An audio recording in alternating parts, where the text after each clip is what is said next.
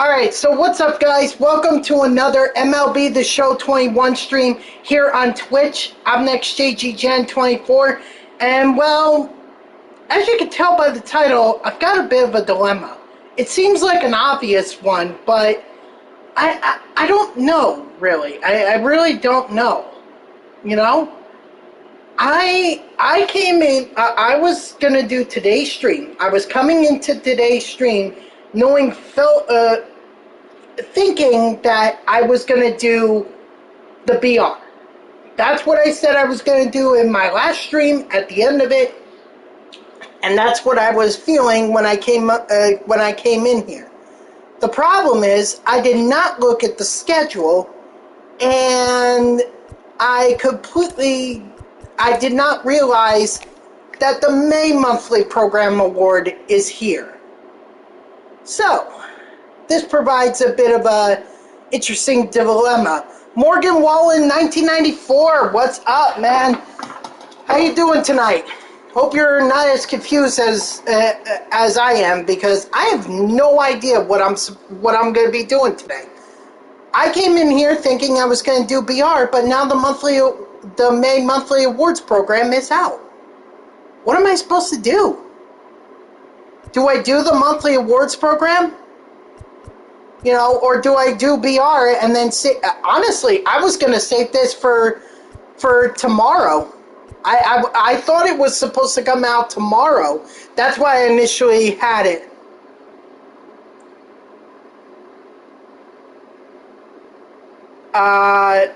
Wow. Astro, that is a lot of F-bombs that you just dropped. Wow, you really need a censor on that one. I'm not F-bro. Okay, that's one thing. Second thing, hello, welcome back. Maybe you want to put in some input. What do you guys think I should do? The May monthly awards program and save BR for, say, tomorrow or whatever? Or should I put off the or should I put this off, do BR?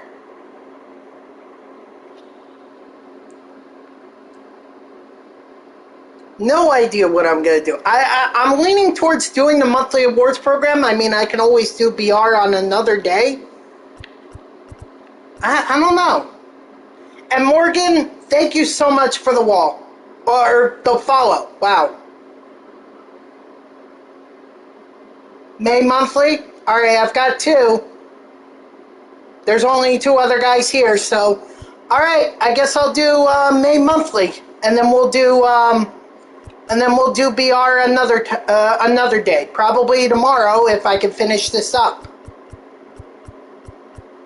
Alright, so what do we got here? We need total bases, home runs, strikeouts,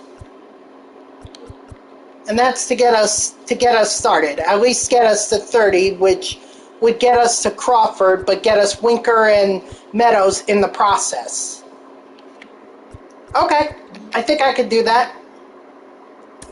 And what it said, I had to do Tops Nows, correct? Yeah, I mean, that Marcus Semien, I did not honestly think he was going to be the card.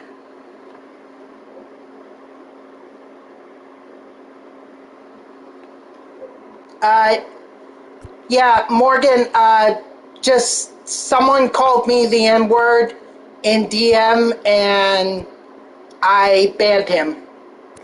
And he's no longer in my stream, so you don't seem like the type of person that would just do that. So I don't think you would do that, but I guess that should be clear to everyone that if you come in here and drop the N-bomb in here, then I'm banning you from the stream. So just overall thoughts looking at this Marcus Semien card. Great bat, obviously. A lot of speed, that's great.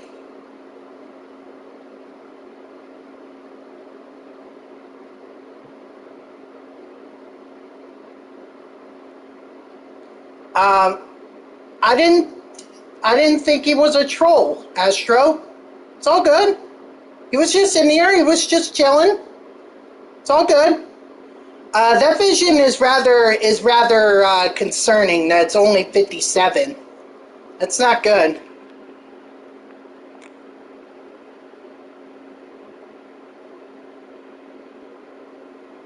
Ah, well, Morgan Wallen. Hold on.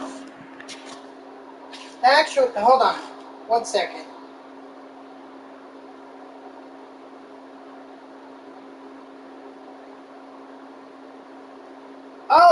He's the country. I thought I heard that name before, dude. The of course. Now I remember. Oh my gosh, dude. I was a country music producer. I ran a DJ. I DJ'd a show for throughout my college years. So, uh, just that's cool. That's interesting that you have his name. That you share his name. Yeah. I mean, it just sucks that basically destroyed his, or well, didn't destroy it, but definitely hurt it a lot.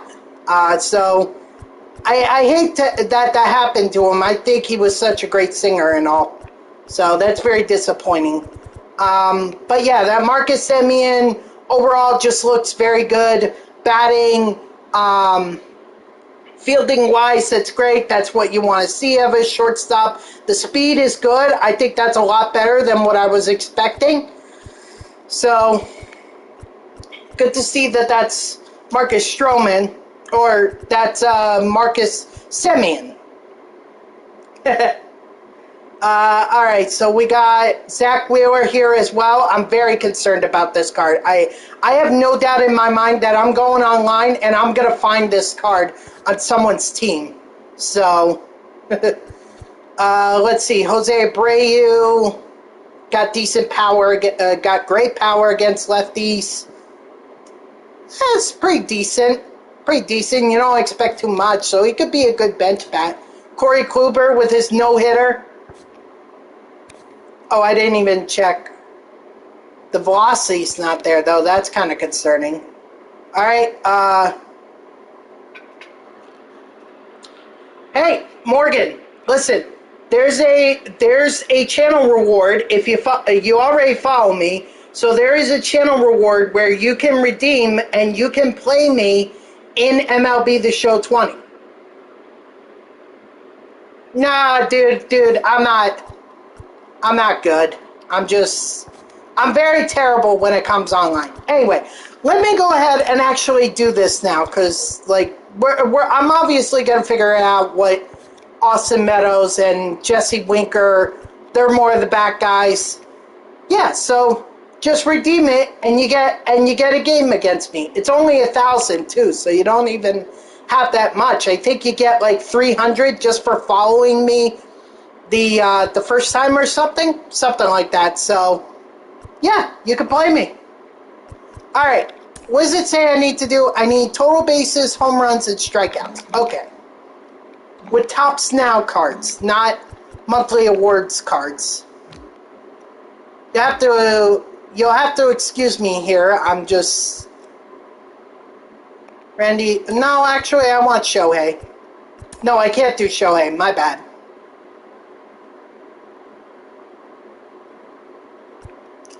I'm not going to take anyone lightly. I don't take anyone lightly. Let's see. Do I have any top snap? Oh, yep, Khalil Lee. That's right. I forgot about him. Bobby Dahlbeck. Look, Morgan, don't worry about it, all right? I'm not good at the game, but I'm not gonna underestimate you. I'm going in thinking that you are gonna be probably one of the better guys that I go up against.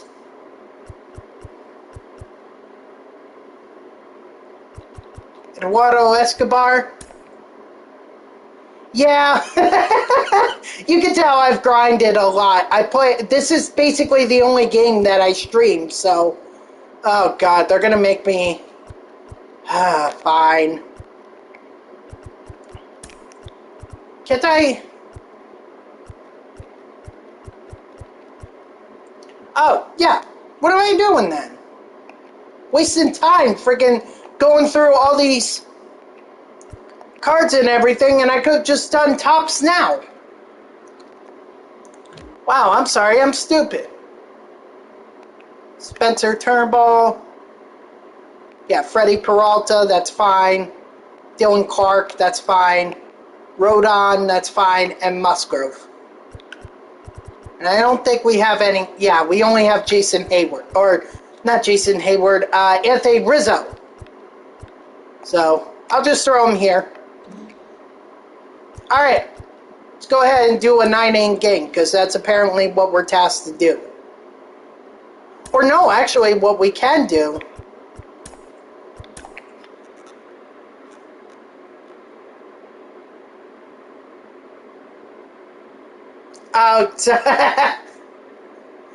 Thank you, Astro. I appreciate that. Yeah, well, if you want...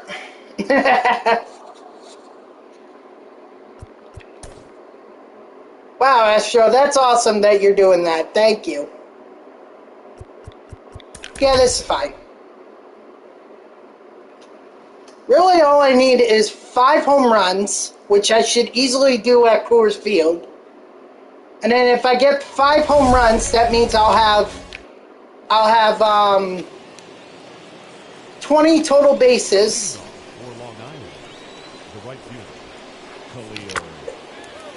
So then I just need 10 after that. God damn it.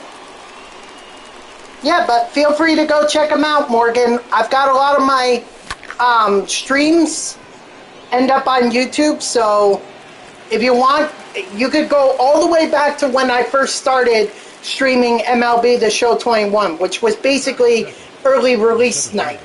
It's all there. It's all in a playlist. There is some that I have to catch up on. You know, I'm kind of behind at this point. So, thanks, Morgan. I appreciate it. And JTag, what's up, man? I'm just doing the monthly awards program, even though I promised last night to do BR. So BR, I'm gonna save for another day.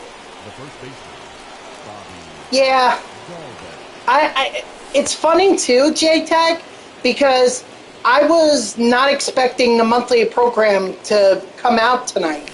I thought that was going to come out tomorrow. Yeah, how was? I mean, you did you enjoy it? Man, that was a masterful performance that DeGrom put on. Look, Howie Rose put it best. Okay, he put it this way in the tweet. He said that. Oh, thank you, Morgan. I appreciate that. What he said was that this is basic. Jacob DeGrom is the equivalent of Tom Seaver and Doc Gooden in his early days. He is. This is why he's won 2 Cy Young Awards. I swear to God, if I'm Steve Cohen, I'm locking him up for life. I don't care if he just ends up terrible after that. Yeah, I truly believe that too, J-Tag. I think he is going to get another Cy Young and tie Tom Seaver for most Cy Youngs in franchise history with 3. Batting first, the shortstop, Trevor Story. Man. Like, yeah. I think this is a special treat. If I'm Steve Cohen, I don't care if he's if he doesn't end up good, if he like drops off later on, lock him up for life. Not literally. I mean, like, sign him to a contract. Sign him to a contract that basically makes him a Mets for life. I want to see him retire as a Met. I want to see him go into the Hall of Fame, the Mets Hall of Fame. I want to see that 48 number retired.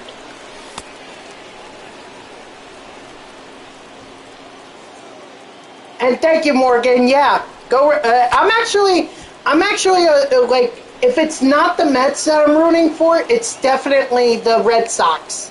They're like my second favorite team. That's mainly because as a kid, I grew up watching Fever Pitch. So, that movie just got me into the Red Sox. But also, it also helped that I have two sisters who lived up in Boston. And we've gone to a couple Red Sox-Yankee games as well. And they were a lot of fun. Both times Red Sox won, so that was extra special.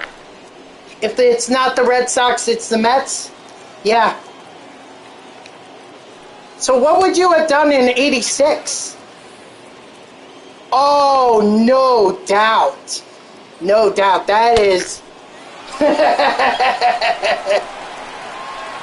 that is the honest-to-God truth.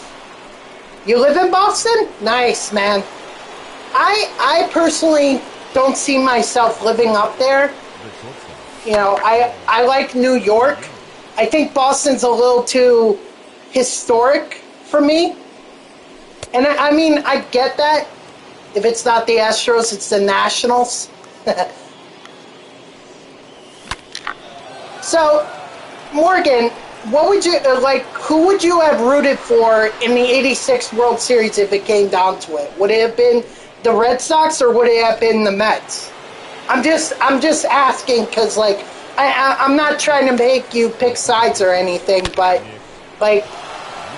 those are both my favorite teams, so you're going to Friday night against the Blue Jays under the lights? Nice, man. Tell George Springer, F you, Springer, from a Mets fan. Now, it's Springer, okay, glad there's no hesitation on that one. Oh, man.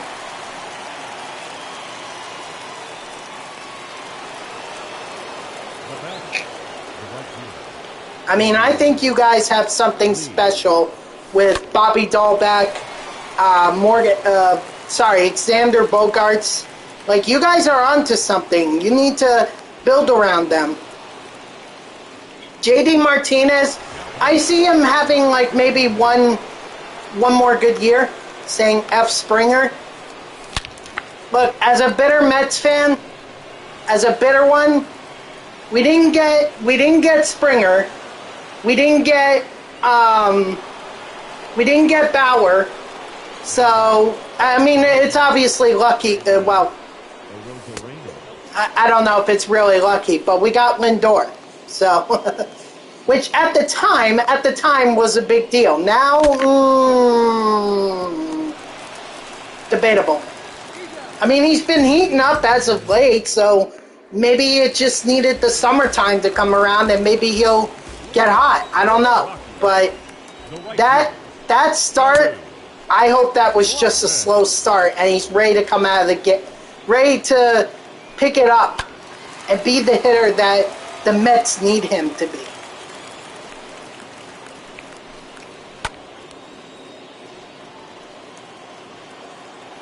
So, yeah, it was just very disappointing not to get Springer. The Astros got rid of Garrett Cole and injured so look, you had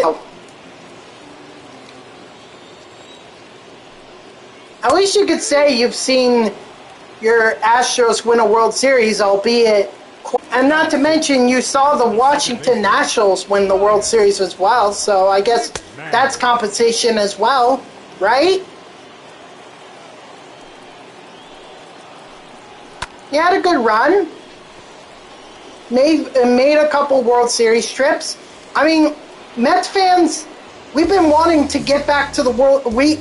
You have to think about this. We made the World Series in 69, 73, 86, 2000, and 2015. 5 World Series appearances over the span of 40 years.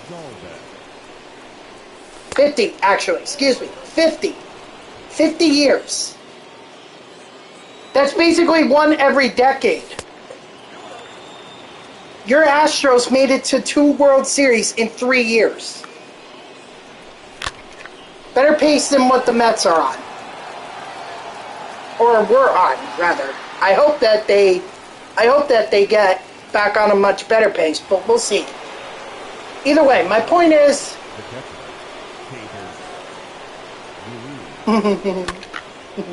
Dude, I'm just poking fun, okay? It doesn't matter what I think at this point.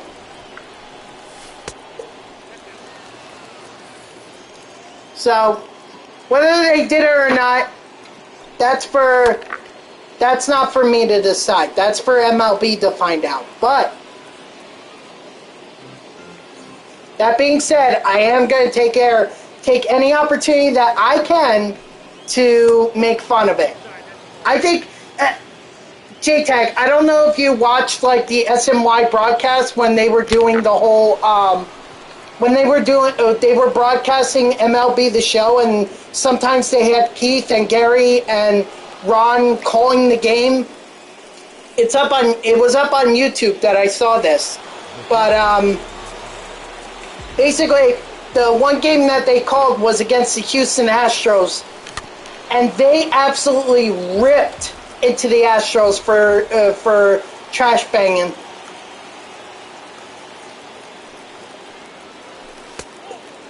Yeah, I know, but let's see if he turns it on. He's at least hit a couple times, so in the games as of late. So we'll see.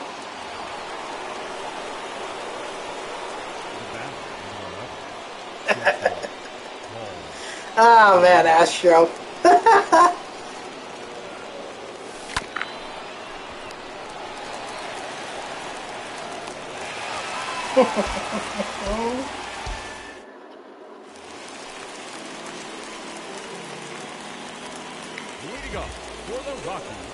Yeah. Third baseman. Honestly, I'd like to see this team just get back to the 2015 offense that it was. The second half, that is. They get that hot again, believe me, no one's going to stop this team. I don't think. But they have to get hot at the right time. They have to. And it better be soon. Batting it, the catcher. But man, was that 2015 run just something special. It just really sucks that it all came to an end in the World Series.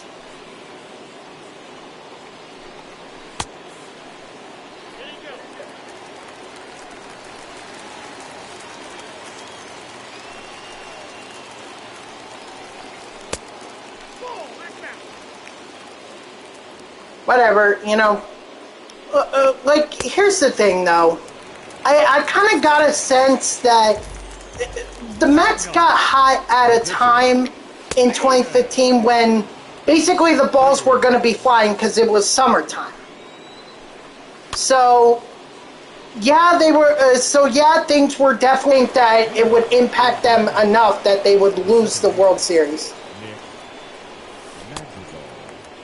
Well, Matt Harvey, the Mets just beat up on against Baltimore, and Curtis Granderson,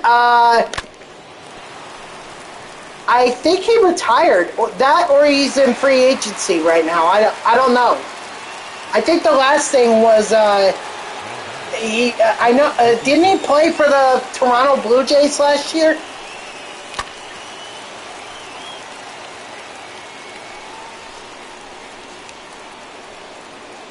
I could definitely see Noah Syndergaard going the same way as Matt Harvey. Basically, just one good year after he has a big surgery, and then he just isn't good after that. I hope I'm wrong. I really do, because I think Noah Syndergaard is a pitcher that the Mets need to build around or need to have in their rotation. But if he's not good, he's not good.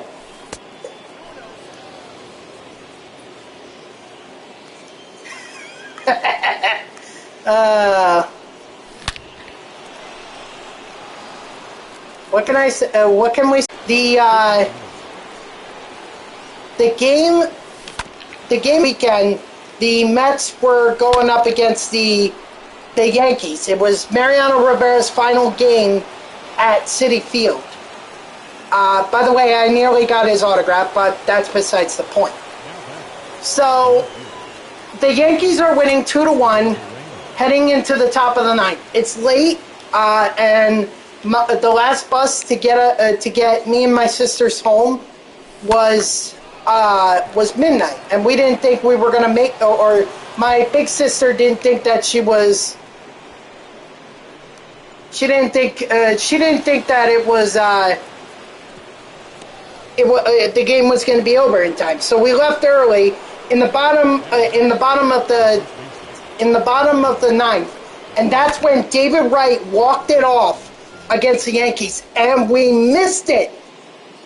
To this day, I still hold that over her head.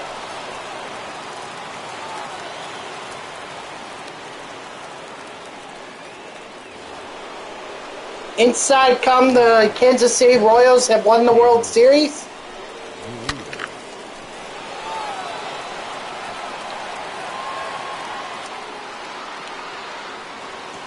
I mean, it was tough just watching that final game. It was really, really tough. I am not going to lie.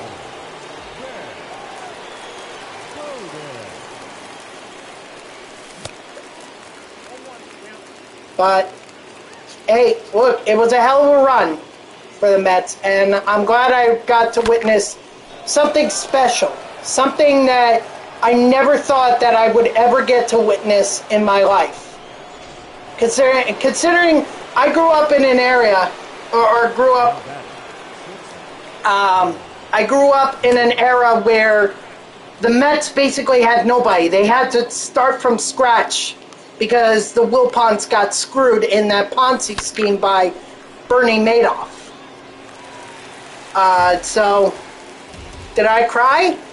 I probably shed a few tears. I mean, look, your team comes that close, and you think they're going to win it, and unfortunately they don't. Yeah, that's rather upsetting.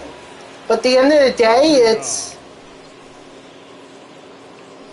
it's one season. You know, maybe the Mets would have been back the following season. Of course they weren't. They went to they lost in the wild card game to the San Francisco Giants in 2016, and they haven't been back to the playoffs since.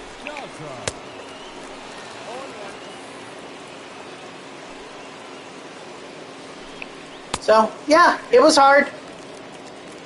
No doubt it was hard.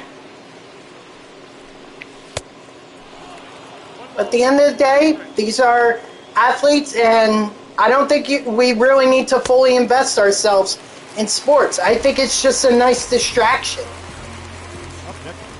But sports should not be life. Sports should be something that, you know, you enjoy, you entertain yourself with. And if you're really good at the sport, you know, go for it and try to be an athlete. Make millions of dollars. Then you can really set yourself for life.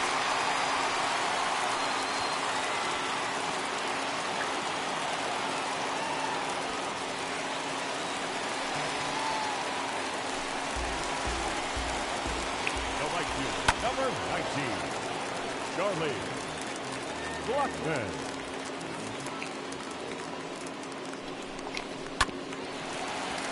Dang, why am I not getting strikeouts? I need strikeouts.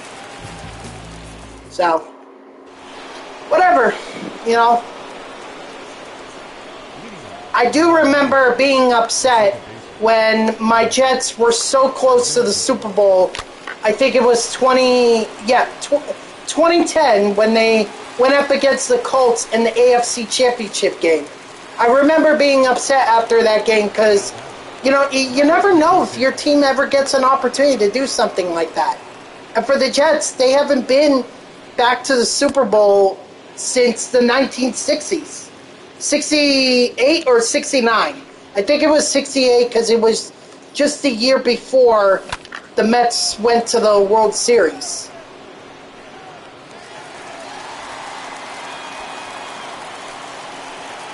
And then, of course, they make it to the AFC Championship game the following year against the Pittsburgh Steelers, and that's one that they should have won. They should have beaten Pittsburgh. Do I like Zach Wilson? I really don't have an opinion on him because my biggest issue is he going to go the same way that Sam Darnold went, which was no protection, forced to scramble out of the pocket, something he's probably never done when he was at BYU, and he's just, I don't think he's walking into a great situation.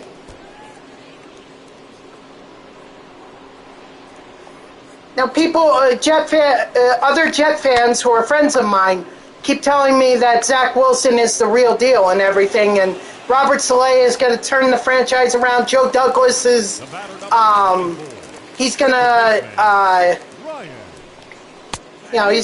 he's going to build up the team. He's going to have full control. Woody Johnson isn't going to step in the way. All I do is just nod and say, okay, all right, whatever you want. I'm just very skeptical as a Jets fan because I know this team. And I've seen it go through some of the last decade.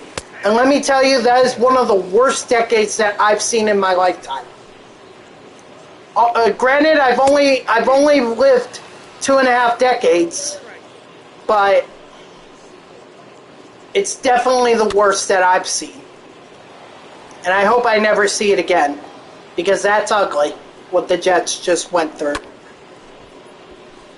Beginning with Sanchez, Tebow, Rex Ryan, going on to Fitzpatrick, McCown, Todd Bowles, Adam Gase. Oh, Lord. Adam freaking Gates. John Idzik. Oh, yeah, that was brilliant. You really have to be a bad manager if fans of your team fund a plane to fly over your stadium and call for your firing. Not your resignation. They want your ass fired. It's terrible. John, oh God. Then you have Mike Tannenbaum. Oh yeah, that was a real prize. God almighty.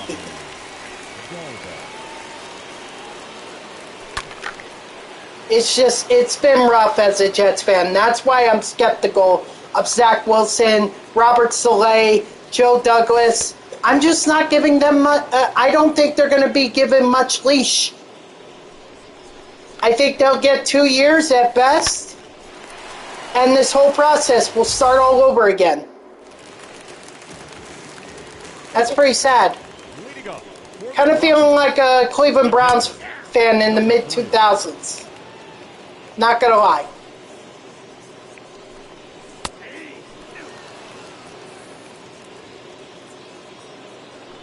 And seriously, all the Jets had to do last season, all they had to do was lose. How freaking hard is that?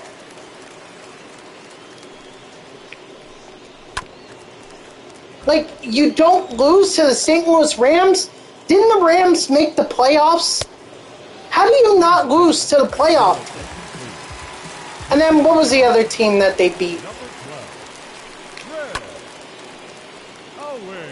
Hold on 1 second, because now I'm all off on a tangent on the Jets and everything.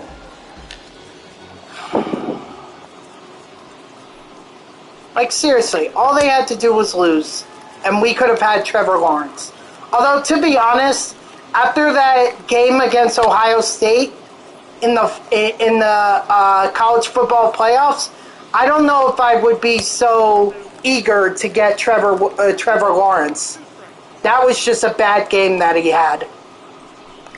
Why they didn't go for Devontae Smith, I don't know. Especially when Deshaun Watson was making it clear he didn't want to be in Houston. There's a top QB right there in Deshaun Watson, and you're telling me you don't want to go for him. You'd rather take your chance on a young quarterback who you're basically throwing into the fire.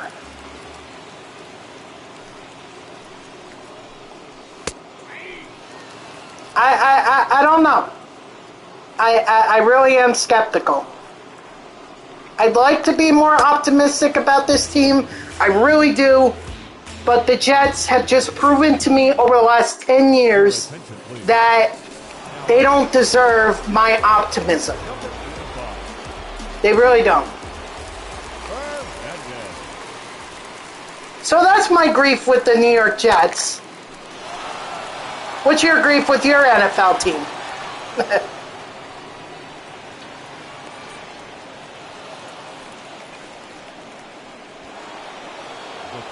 As I try to look up the Jets here.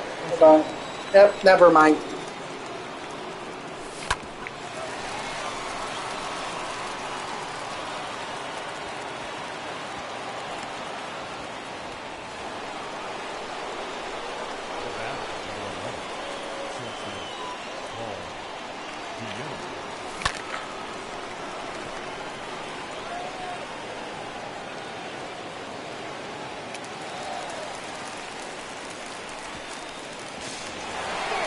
Let's see, who did they... No, that's from last season. I don't want last season, I want this season.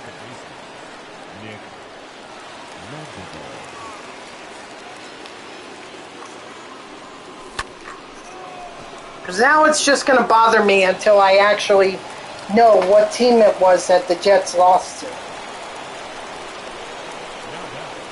Number 56.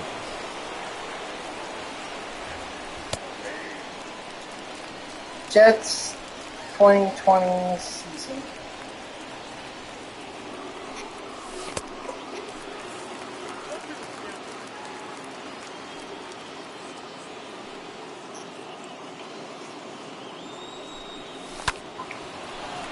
Nice. Okay, let's see. The Cleveland Browns. Did the Browns not make... I thought... So, you're telling me this team beat the Cleveland Browns, who are actually on the up and up, and the Los Angeles Rams?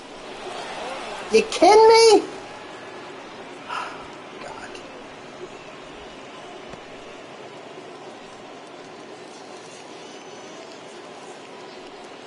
Again, just my grief with the New York Jets. I think it's justified. They have not proven to me in the last decade that they are worthy of my optimism. Until they do, I'm going to be a skeptic Jets fan. And also rant on Woody Johnson and how he is a terrible owner. He truly is a terrible owner. He really is. And that's, like, some people blame coaches, some people blame the general managers. I blame the owners.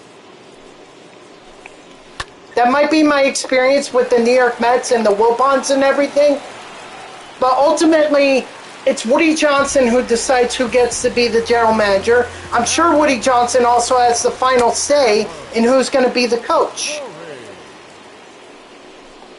So in other words, I'm sure he's made these decisions. If he's not sold, then it's not going to happen. How many strikeouts do I have with Turnbull? strike three, sit down. I haven't done that a whole lot this in this game. Blackman. I'm sure I've got my I've got the home runs. I'm sure I've got the total bases as well. So now it's just these strikeouts that I need to get. Dude, Blackman, come on.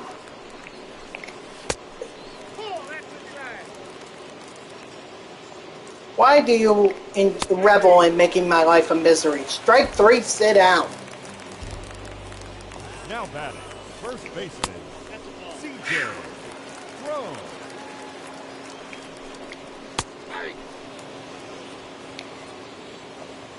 Anyway, back to baseball here. Back to baseball. Look, I'll say this, guys.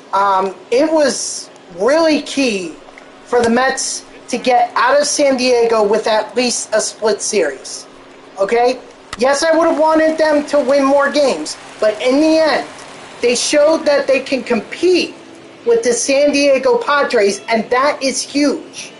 That is huge, especially if it's going to come down to the playoffs. You need a team that's going to compete against the Padres, and no doubt the Padres are going to be in the playoffs. At least there's no doubt in my mind. Whether that's as division champs or that's as the wild card team or one of the wild card teams, you know, that's up for debate. But at the end of the day, I think we can all agree that San Diego is going to be in the playoffs. And the fact that the Mets walked out of San Diego with a split series gives me a little bit of hope. Just a little. Little hope that the Mets are at least decent enough that they can compete. And that, as a Mets fan, is all I ask for. I just ask for this team to compete. I ask that they win games, and then if they could go beyond that, if they can win playoff series and make it to the World Series again, I mean, that'll be fantastic. But baby steps, all right? Baby steps. All right. First, they got to make sure that they hold on to the lead in the NL East. That's the first step. Second step, get ready for the playoffs, if you get there. Assuming that step one has gone to plan. Step two, get ready to go up against whoever it is in the playoffs. That could be Los Angeles. That could be, who's competing right now? Isn't it the Cardinals or the Cubs right now in the NL Central? Oh, poor Dahlbeck. He had that one. Just too foul. So, just get ready. Your opening packs? Nice, man. I'm gonna buy some headliner packs just as soon as I get done with this program. That, or I'll save it towards the end. You know.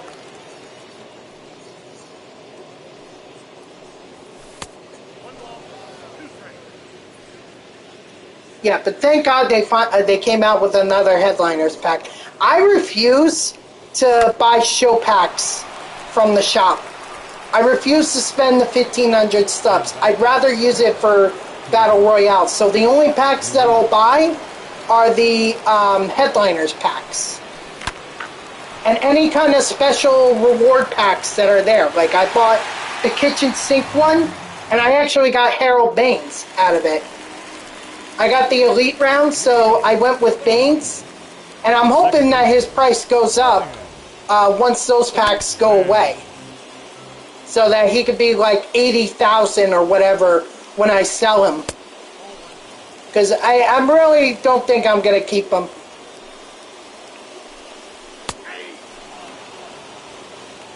I mean, I think there's like in the third the third inning program, there's like a kitchen sink pack that's towards 650,000 XP. So, you know, definitely gonna get that, because the last 2 inning programs I've done fully and completely. 650,000 XP, no problem. So I can assure that I will get to 658,000 XP this coming this inning program. But I hope you pull Diamond, Morgan. That would be great. If you pull Trout, I want you to share the luck in here. Send some luck my way, because I need Trout. It's actually funny because in one weekend I pulled Jacob deGrom and I pulled Ronald Acuna Jr. all in one weekend, in separate packs, obviously, and not on the same day, but the same weekend. That's what I did, and I was like, holy crap. Of course, if I was really lucky, I would have pulled Mike Trout too.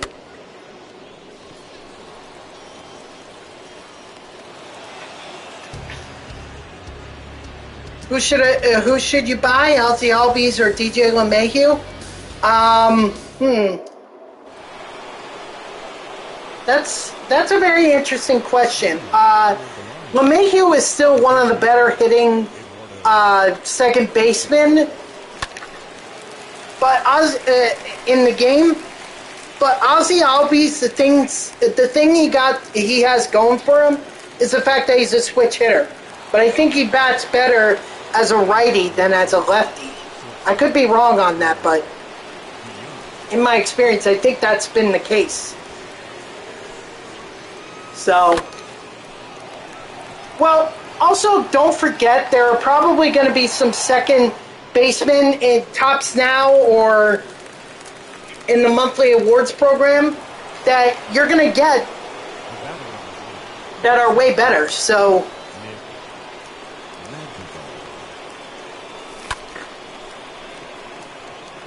drop.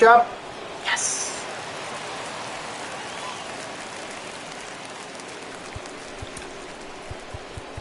Now batting, number 56.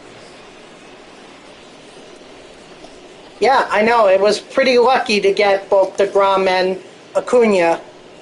And once I pulled DeGrom, because DeGrom was the only diamond at the time for the Mets. Lindor had gone to a gold had gone down to a gold, so he was no longer expensive for me. Yeah, save your subs. You'll get it either by playing the game, or you'll pull one out of a pack that you just get by playing the game. So save your subs. You never know if you're going to need to buy Trout or if you're going to need to get DeGrom or whatever. Yeah, that's why I don't waste my money and my stubs on those show packs. They're not worth it. They have if I'm not mistaken, the show packs in the marketplace or in the store, they have a 1 in 50 chance of getting a diamond. Now, that isn't to say it's impossible, but it's very unlikely. Like the Headliners pack, that's a 1 in 10 chance. So that's your best odd, unless they come out with a diamond pack itself.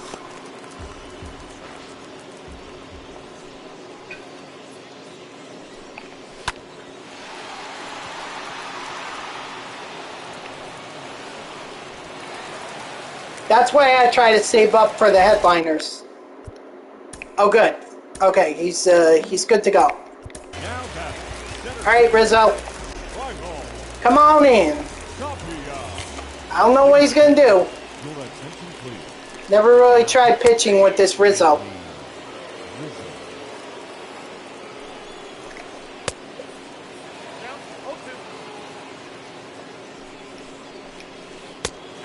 Strike 3. Holy crap, he got me a strikeout. The left fielder, number 2. Damn. Yeah.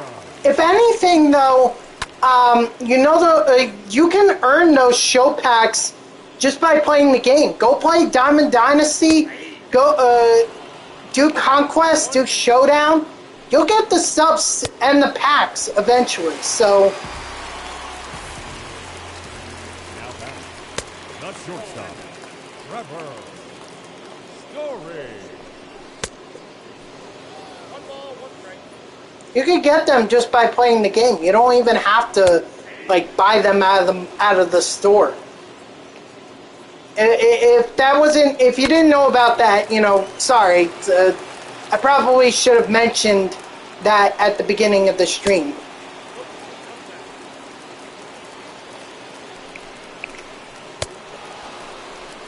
Nice. Strike 3, sit down.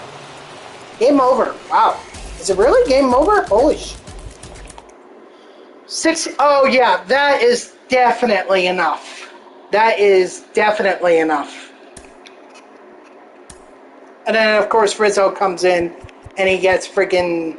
See? Like, right there. I just got show packed. Just by playing the game. That's all I did.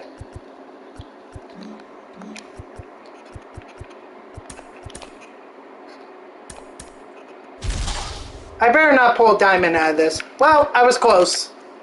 Cleveland Road jersey.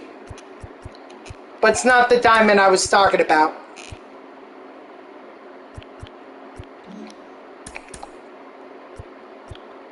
Yep, Jordan Luplow, Kirillov, and yeah, this guy, Alejandro Kirk. Whoops. Oh wait, what am I doing? No, I needed to go to my programs.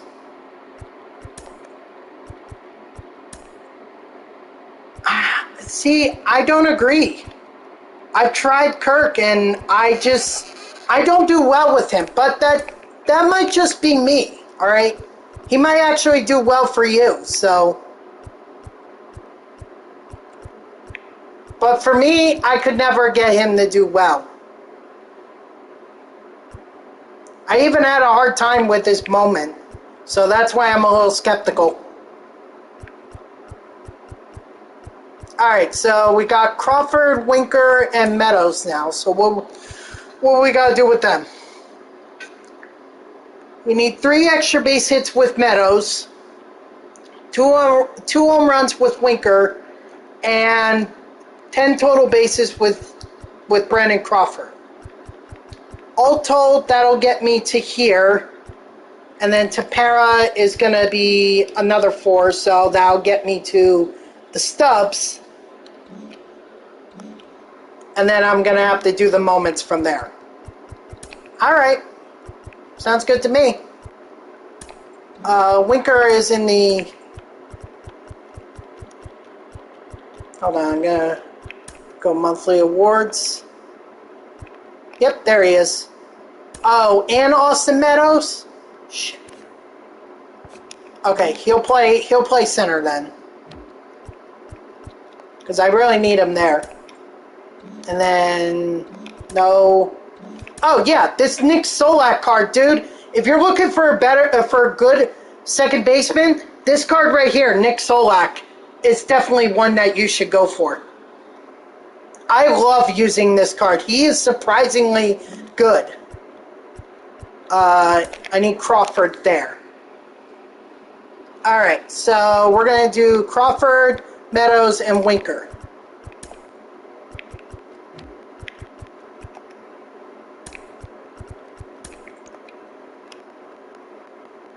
Now, let me go get Cole Hamels. Where is he? There he is. Alright, so what I'm going to do now is I'm going to be playing against the CPU, but I'm only... Good. Yeah, he's a good card to go get. I'm only going to play the first 3 at-bats. That's Crawford, Meadows, and Winker. I'm only going to try and get the... only with them, and then once they're done, then I'm gonna quit the game and just go back to it or restart. You'll see what I mean. Leading off for Long Island, the shortstop, Brandon Crawford. But to go for Solak, I don't know if you've done the April monthly awards program yet. But if you haven't, I would recommend doing the April Topps Now cards first. Do that, get those cards, and then work on your team for that for the April monthly awards, and then work on the program. No, that didn't make sense. I'm sorry. So get the cards first, build your lineup with those cards, and then try to work on the May or the April monthly awards program. Please be gone. Please be gone. Woohoo! Austin Meadows, right? Yep.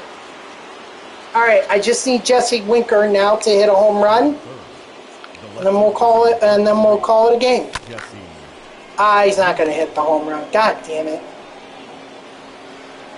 All right. So now that all three of the guys that I just tried here, now that they all got their at-bats and everything, now I'm going to quit. That's why I went with Cole Hamels and put him in my lineup. Because I'm not going to play a whole game. That's just a waste of time. And I'm just going to repeat the process. Play Coors Field, try to get the stats with Crawford, Meadows, and Winker, and once I do that, get the next card, do those stats, and then once I'm done with that, I'll do the moments. This is actually a really good method to completing these this program. Leading off for Long Island, the shortstop, Brandon Crawford. First pitch, and a throw.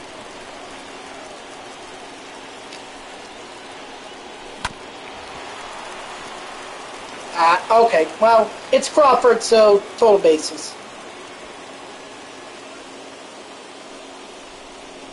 Batting second, the center fielder, Austin Meadows. Yeah, I'm okay with letting that be a strike. Definitely okay with it.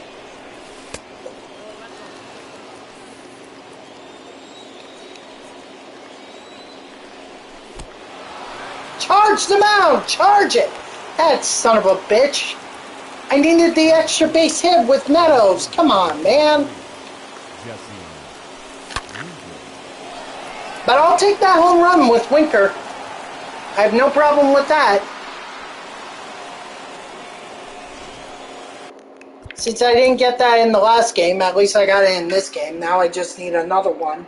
And then that mission's complete. Winker? Yeah. He's he is something, to say the least.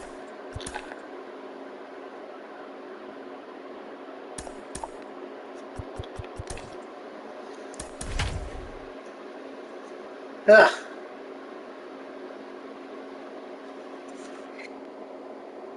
So where are you, never mind.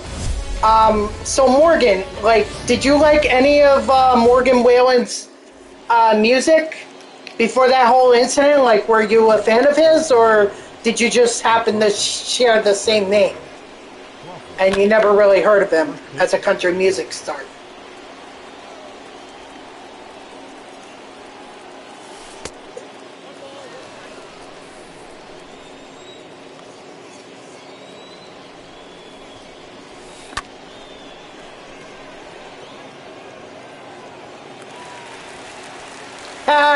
Whiskey glasses. That's a good one. Yep, that's a good song.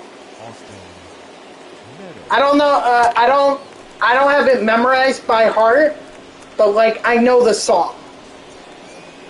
So, yeah, I'm more of a Florida Georgia Line kind of person. Like their single with their single Cruise. That got me into country music. But There's there. Then I heard "This Is How We Roll" with Luke Bryan. What else? What else?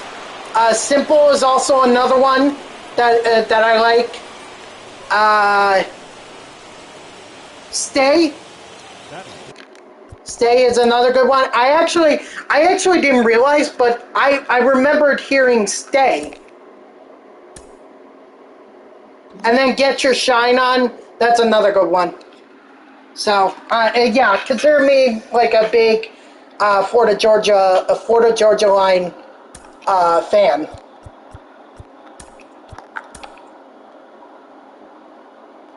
Um, another band that I like, uh,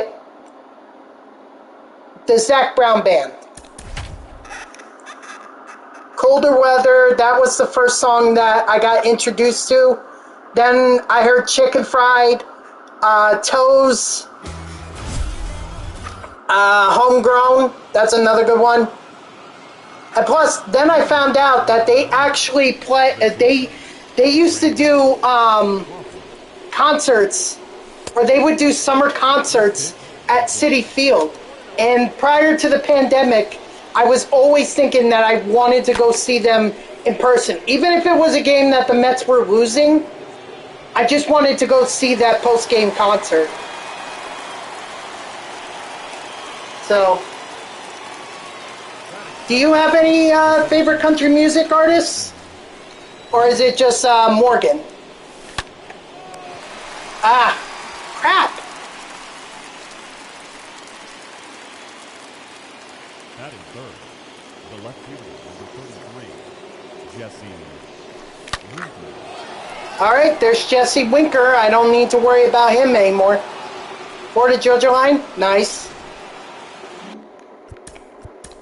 And Luke Bryan. Play it again. Luke Hope, hallelujah. Hurricane, when it rains, it pours. Oh my God, dude, he is definitely one of my favorite more recent artists on the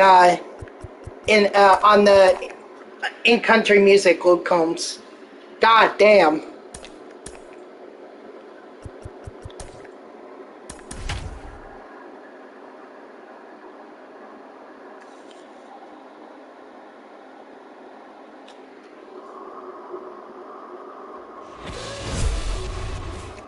God. Leading off for Long Island. Have you been to any country music concerts? Like, have you seen any of the? Have you seen Florida Georgia Line, Luke Bryan or Luke Combs in concert? Have you done that or not yet?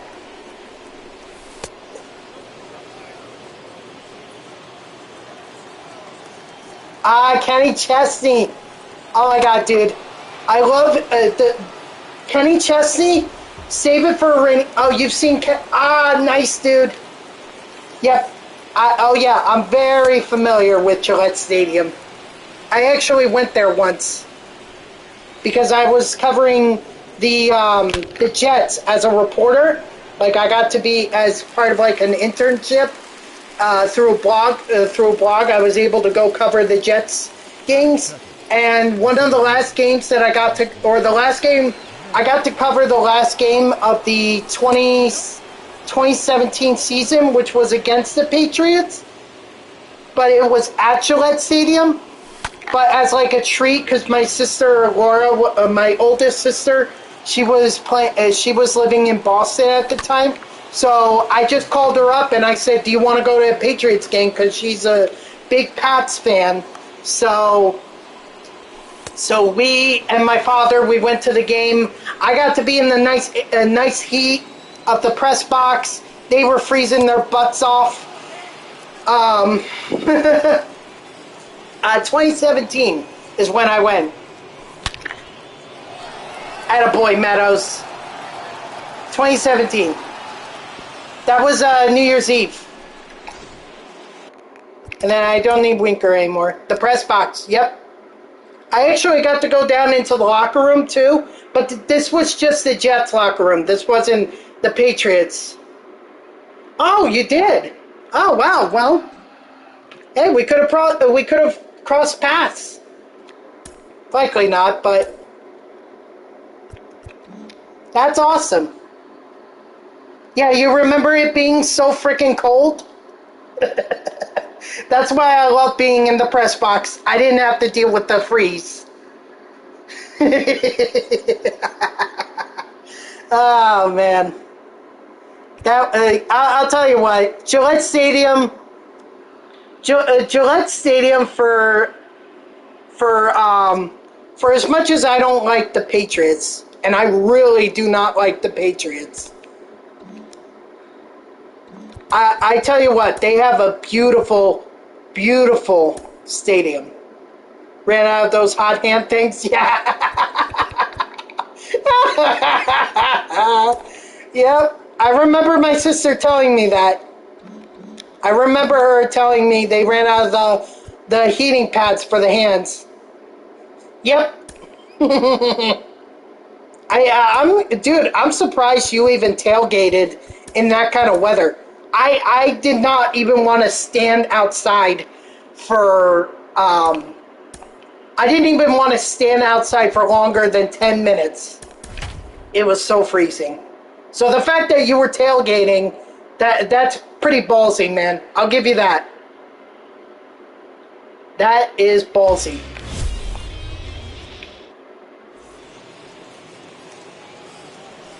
Yep. And what's actually funny is I covered both Jets Patriots games. So I covered the one that was at MetLife Stadium, and I covered the one that was at Gillette Stadium. So that was very cool. Almost like fate. Has season tickets and he had to go to a party. There you go. You better thank your brother. Oh boy.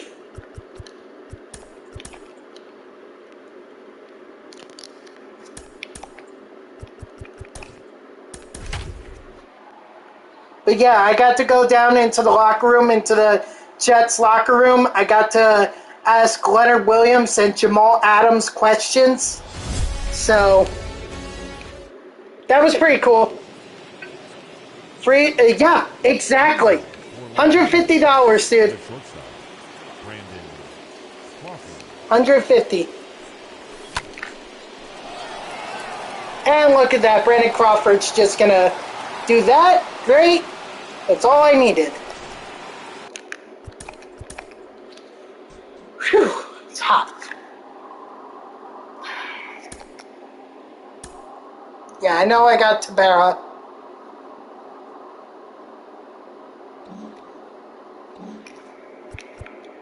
Yeah. Okay, Astro. Alright. Yep, the cards that I didn't go with, I'll go with now.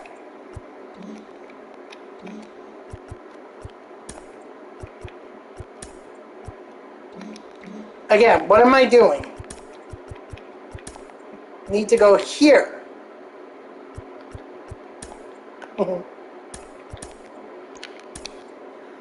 Is he even still alive?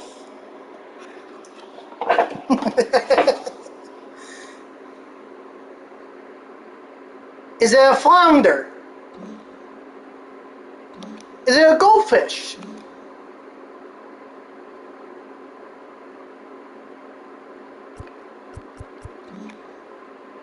You walk a fish. How is it not really funny?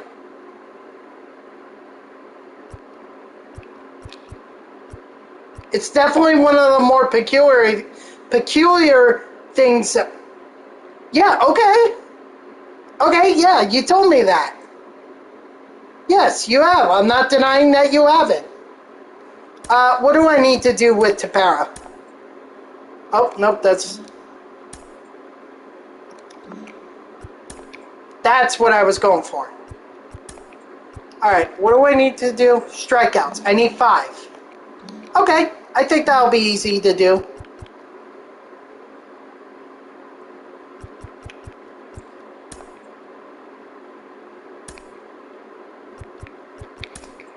For this one, I'm definitely going up against the Orioles.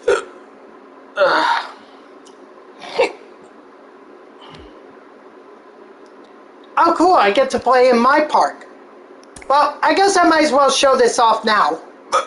Oh, excuse me. Actually, no, I cannot.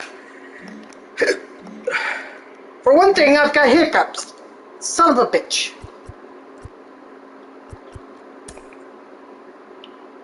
Thoughts on Mike Trout? The GOAT. Definitely one of the greatest players of our generation, no doubt. And he's from Jersey. Let's go. So, yeah, from Jersey, one of the best players in baseball.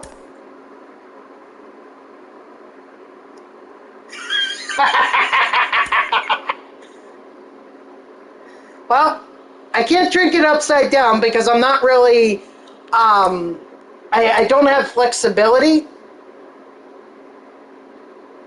And also, I'd like it not to come out of my nose. Where are you, Tapera? There you are.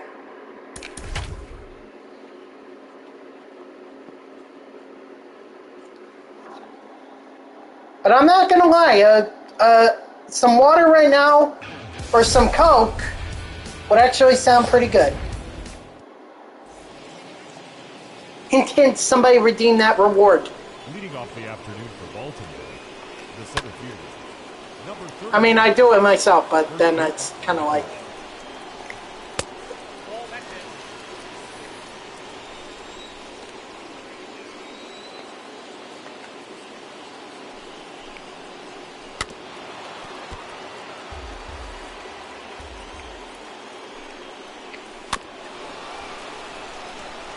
Can I take a guess, Morgan? Oh, 20. Oh, I was going to say 27. Strike 3, sit down. Yeah, by the way, this is my created stadium that I'm playing in.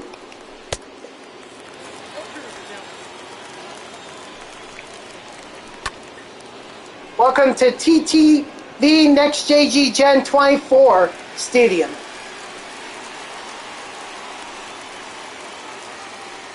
Batting third, the first baseman, Semien.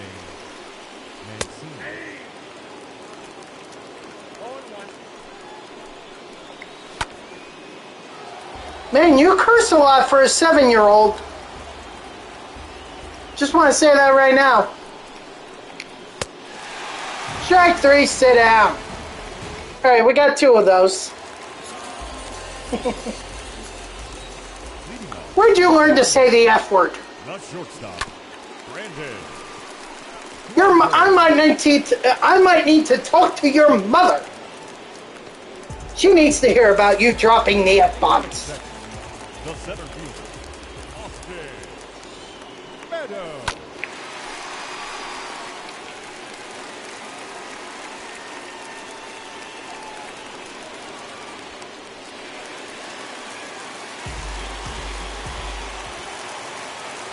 Batting third, the left fielder, Justin Winker.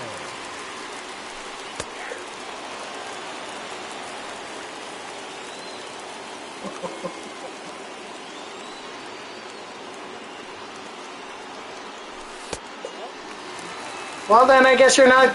I guess when I get a hold of your mother, no more coming into the streams. It's not safe for kids. I even put that on my YouTube videos. Like I make sure I put the thing there that says "not for kids." This video is not for kids because there are curse words in here.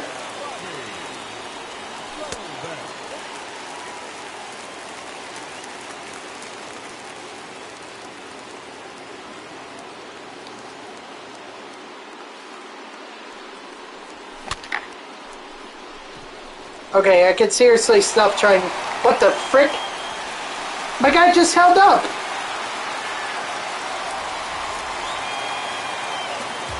That is good. The catcher.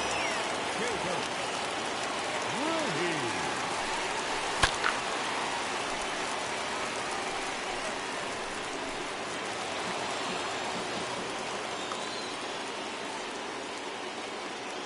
Because I'm not censoring myself. I'm not going to stop cursing. So, if I'm not going to stop cursing, then, oh well. That is good. Sorry to lose such another loyal follower.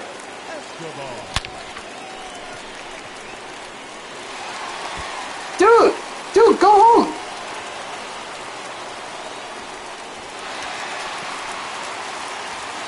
Jesus Christ. Doritos. Oh my gosh. If I wasn't so stuffed from dinner, I could definitely go for some Doritos right now. Not gonna lie. Although it has to be the regular kind. I can't stand, I cannot do I won't do the spicy kind. The ranch isn't so bad, but it's not my personal favorite. So it's got to be the regular. Nacho cheese. Batting ninth, the pitcher, Ryan Cabrera.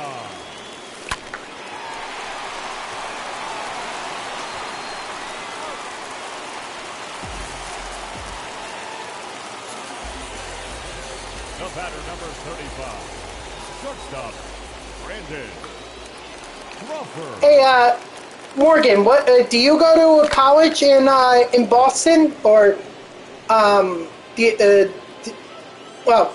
you go to college? That should have been my first question.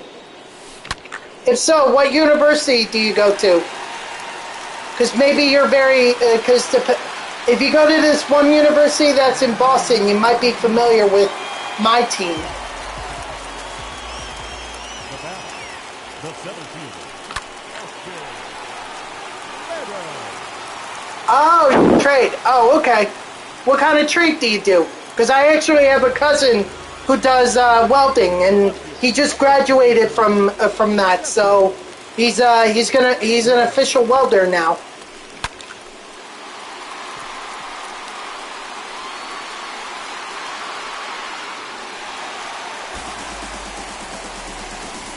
Electrical. Wow.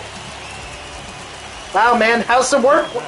How's that work? Is it because my cousin, being a welder and all, he tells me that work is good for him. Like he could get paid $100,000 a year.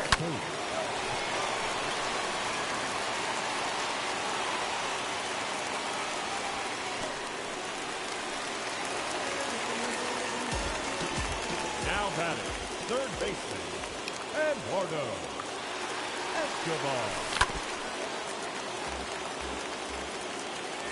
Oh, that's good. That's good to hear, man. Those kinds of people are just so rare nowadays. Trade school technicians and everything, they're so rare. Maybe that's why they get paid a lot more money than, like me, for example, where I only get 5 figures a year. And I went to a university that's costing me more than what I get paid. Well, technically the half of it was paid, so half of it was through scholarships and loans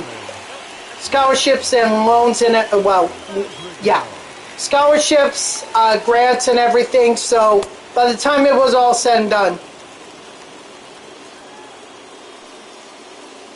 yeah, I just try to do my best. In reality, though, Morgan, the reality is I could pay off the big loans that I have. I could technically do that. Save up and put money into stocks. Absolutely. I've got a savings plan with the company that I work with. And you'll be good for retirement when you're 55. That's the goal, man. Leading off That is the goal. the right field. You have a very good head on your shoulders, man. It's good to see that people like you are well educated in terms of the economy and actually very trying to do retirement. Because the thing that I learned when I was in school was that as we, as our life expectancy grows more and more, like more people living beyond 100 and everything, our retirement age actually gets a lot later in life. Which is a bad thing because you want to be able to retire when you're in your 60s. You don't want to be working your whole life. So that's always been a concern of mine, is that I would end up working all my life, and I don't want to do that. Want to be able to retire, maybe enjoy some MLB The Show if it's still around in 40 years. So it's good that you have a very good head on your shoulder. How many strikeouts does Tepera have?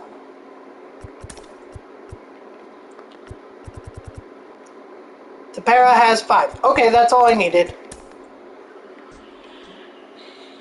Yes, but you are very, very smart in terms of... Yeah, and also, it shouldn't just be stocks either. Yeah, the world doesn't really get the word economy. No. I think when people everywhere all over the world, yeah. I think what people it is. Which is why I'm very thankful that when I had to go through high school, they actually required an economics class for my school. Now, yes, it was basic economics, like we're talking financial literacy here. But at the same time, that taught me the basics, and that's what we need, you know.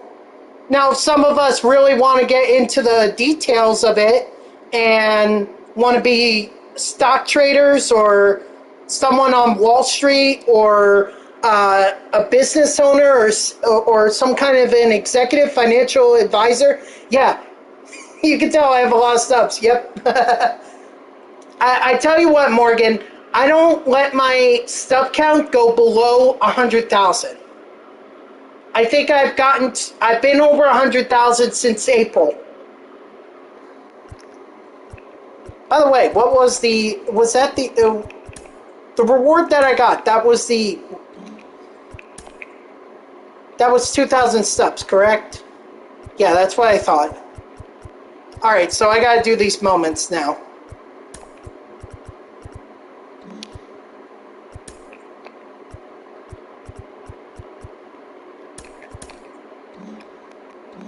Yeah, but it's actually a lot more than just than stocks. You know, there are bonds, ETFs, mutual funds, all those kinds of things are there. So, but stocks, that's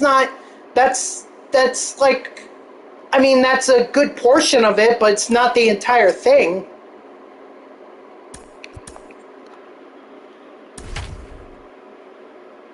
You know, like I said, bonds, ETFs, mutual funds, all kinds of investments you can make. 401ks, Roth IRAs, those are all great stuff. You know, basically you can invest in like, from what you can correct me if I'm wrong on this, but what I was taught with ETFs, exchange trading funds, is that they're a bunch of stocks all grouped into one. Like, you could basically buy stocks of 50 companies or whatever, and that would be an ETF. I don't remember what a mutual fund is, but that's what I believe an ETF was. So stocks are like the crazy or the gambling side of of the economy, if you want to put it that way. And then bonds, those are money. That's money that you're giving to, your local, to the government, whether that be federal, state, local, municipalities, and everything. And from what I remember, federal bonds, you get interest on, but they take a long time to pay it back. The local bonds, the municipalities, or city bonds, those are not guaranteed that you'll get your money back, but they're great tax write-offs.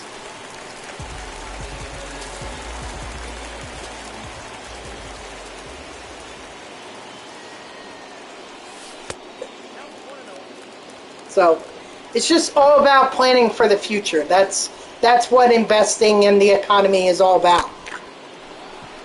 It's all about the future, man.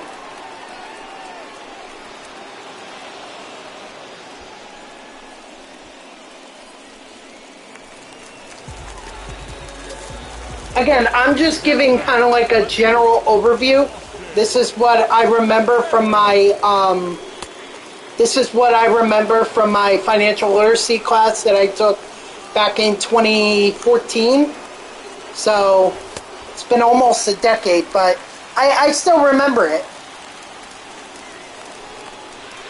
And it's good to invest. You grow your money. That's the important thing.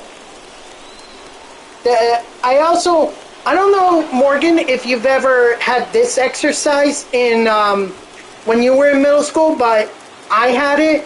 Basically, the option was we could take $1 million every day for a whole month, or we could have a penny that doubles. And basically, the idea was like investing. Or the penny doubles every day, so you get two. So if you get a penny one day, the next day you'll get 2 pennies, the next day 4 pennies, and it'll just keep doubling and doubling and doubling. Oh wow, then I'm old. but that's the idea. Like, that's the whole concept of investing, is that you put money in and then it grows over time, as opposed to I'm just going to get $1 million every day for a month. The end result was that the penny was much better because it eventually became more than what you would get in earning $1 million over a month.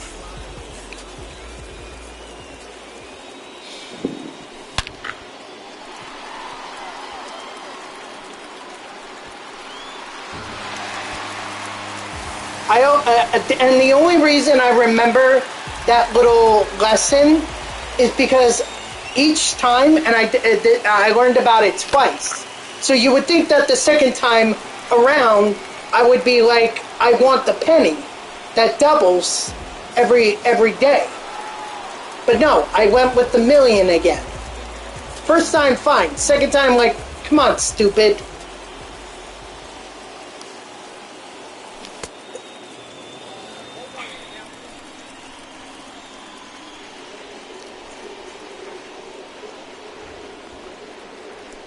Wow, I guess a lot of people, when they came in here, did not think they were going to get a little financial literacy lesson. Yeah. Yep, that's how it goes sometimes in my streams. Just end up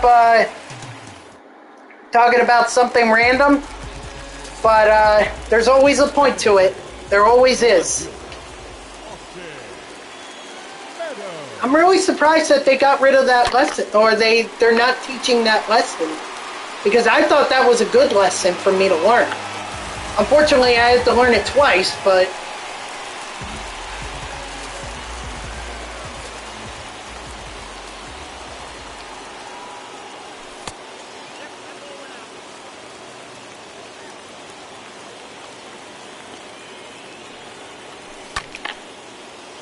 It's definitely something that is good. Good. It's a good thing to learn in life. It really is. The importance of investing, the importance of knowing ETFs, mutual funds, bonds, stocks, all that good stuff.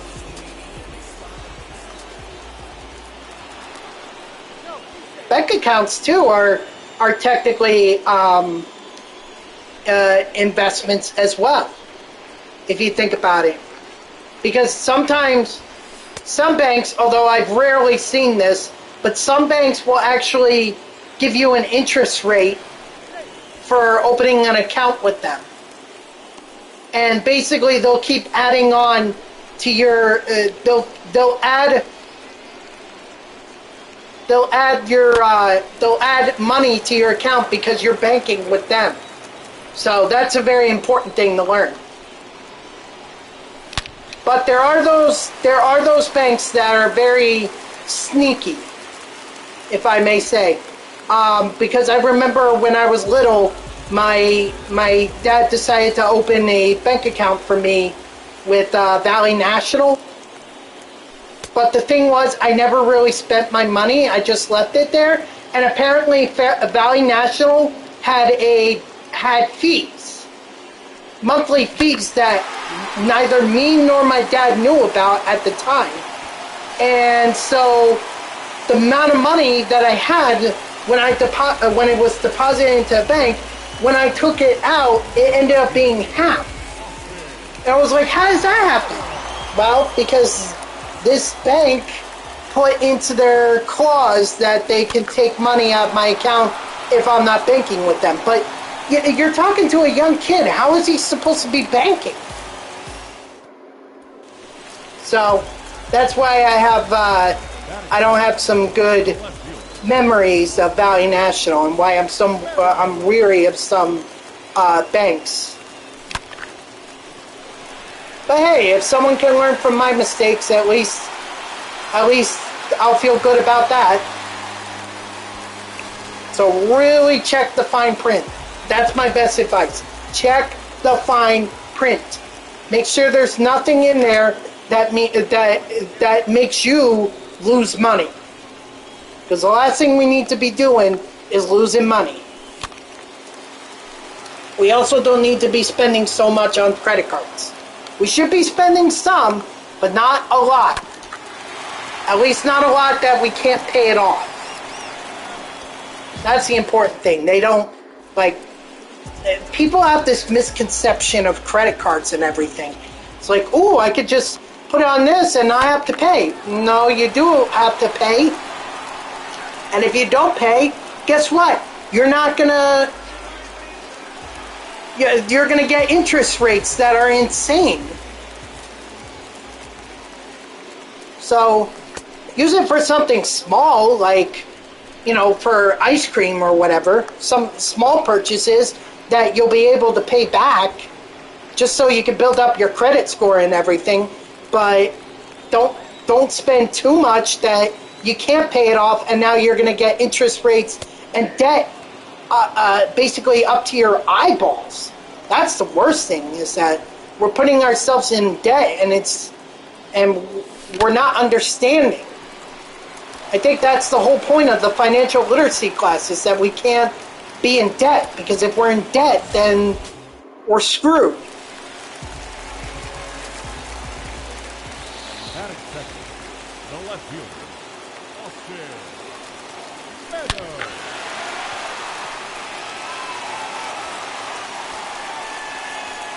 So, yeah, those credit cards seem great, because you don't have to pay now, but you'll have to pay eventually.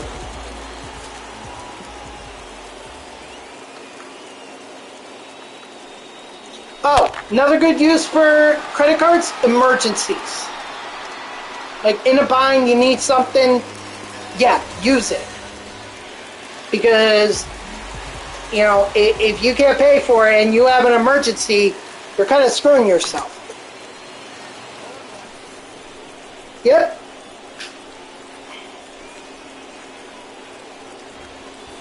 Exactly. So, hope everyone enjoys the little financial lesson here. Again, it's all just about, being financially smart. If we're more financially smart, I think we're going to do a lot better we're going to be a lot better off as people. But we have to be financially, we need to at least have financial common sense. We don't have to be like those people on Wall Street that, know investments and everything. We don't have to be like them. But we should at least have common sense.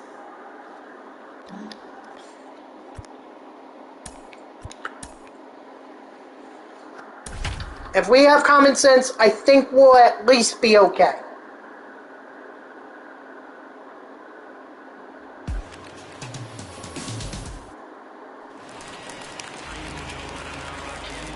Alright, come on, Jesse.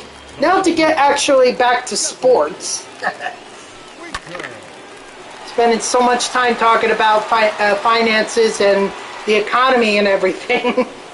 I've been trying to play this game. Oh, man. Well, if you think about it, sports is an investment too. In all kinds of aspects.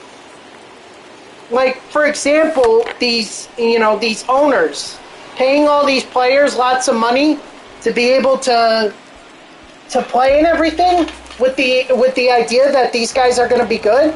That big contract that Francisco Lindor signed, that was a big investment on Steve Cohen's part. He's basically banking on this idea that Francisco Lindor is going to... fuck you. Francisco Lindor is going to be a star for the Mets for many years to come. He is only 28. Or at least he's about to be 28 if he's not already.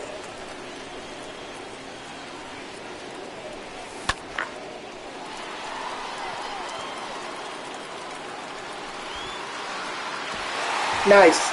But that's a big investment that Steve Cohen made in order to bring someone like Lindor to the team. That's an investment. Lindor is also investing in himself as well.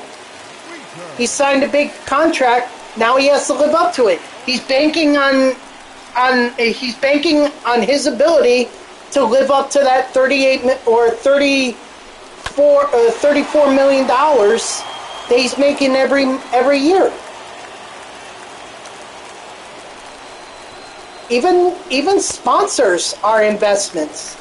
You get someone like Mike Trout to sport your drink and everything, with the idea that if people see Mike Trout using it and think that it's going to help their play, help them be better baseball players, then you're going to sell that product a lot more. Even TV commercials during sporting events, or you see those ads pop up on the back with the behind home plate and everything. Those are investments. These companies are paying to put ads in front of it on TV with the idea that they'll sell their products. So sports are a lot like investments. See how we make the little connection there? It's a bit of a roadmap, but we eventually get there.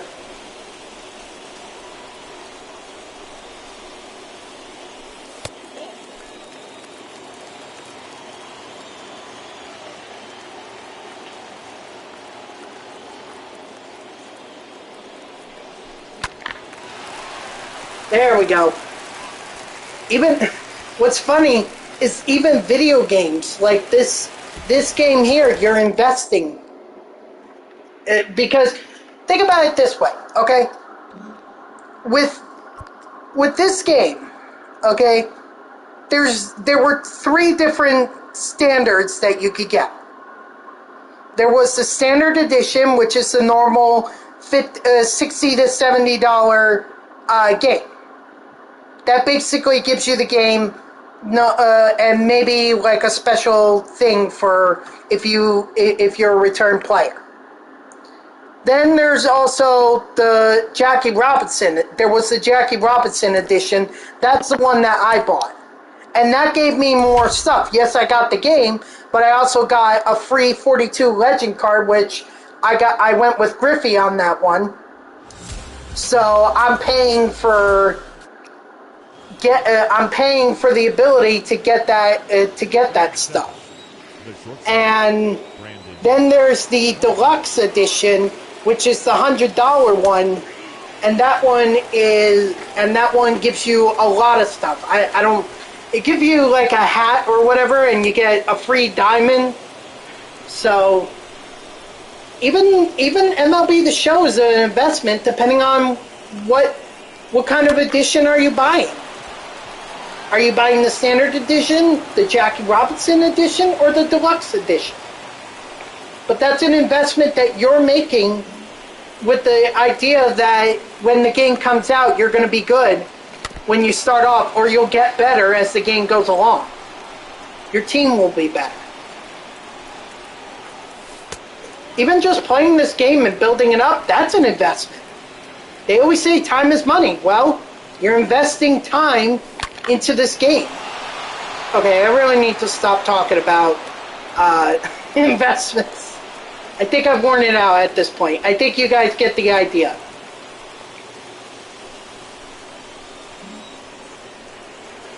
So, back onto baseball here. Just trying to get the total bases with Brennan Crawford. Yeah. He's definitely a good lefty bat to have. He has a lot of power.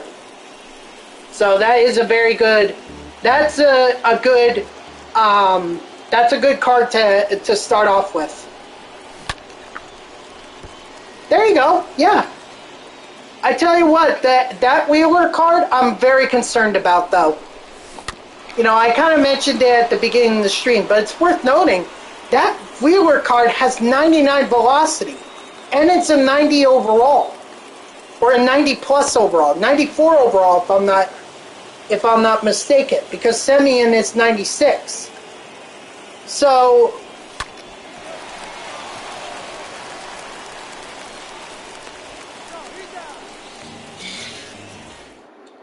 you know, that card, I'm sure that I'm gonna go online at some point and I'm gonna see that card. That Zach Wheeler card. I'm sure I'm going to see Marcus Semien too. But I'm not as worried about him. Because, like, it's one thing if you could get lucky hits. Or you get a good timing on a swing and drive it all the way out of the park, like I'm doing right there with Brennan Crawford. That's one thing. But if you can basically blow a speedball right by your opponent online and everything, if you could do that, then all you need is that one run. And that's why I'm worried about Wheeler. 99 velo, I doubt anyone's going to be able to touch him. It sucks because that's not how online play should be, but that's the way people play. And I'm talking from personal experience. I've seen this. And it doesn't make the game enjoyable if that happens.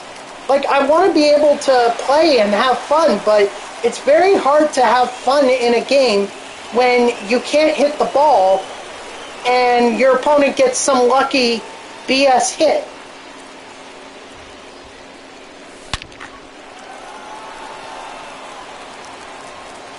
So that's why I try not to go online, really.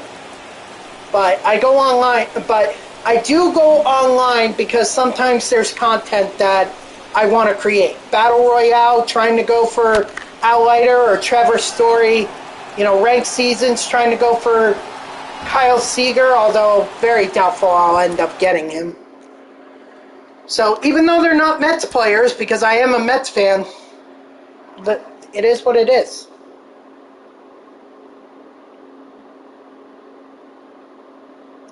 I should stream around the same time, Morgan. 6 o'clock. Actually, it'll be a lot easier than when I started it tonight. It'll be at 6.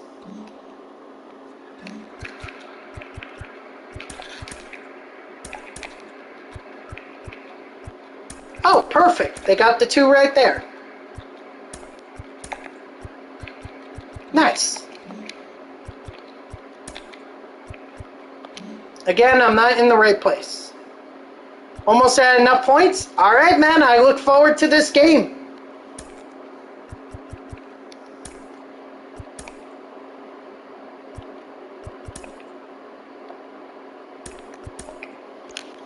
Yeah, like 4. Okay. 4. But that collection now get me 15, so that'll bring me up at least 140 more? You got a half hour? That's doable. I think that's doable.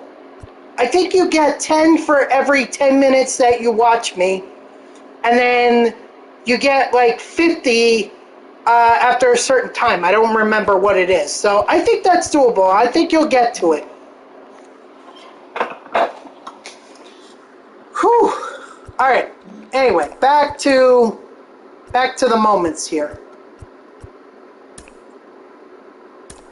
Nope. Not tops now.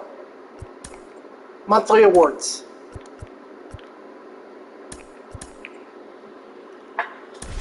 And I'm just going to do the moments, so up until I can't do them anymore, and then I'm just left with the missions.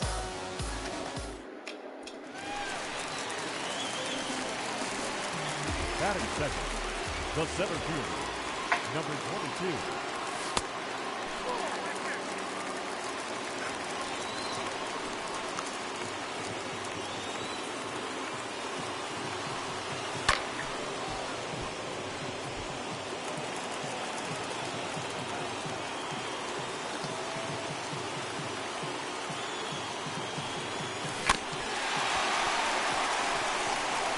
That's the one time I actually wanted to be foul. It's fair. Christ.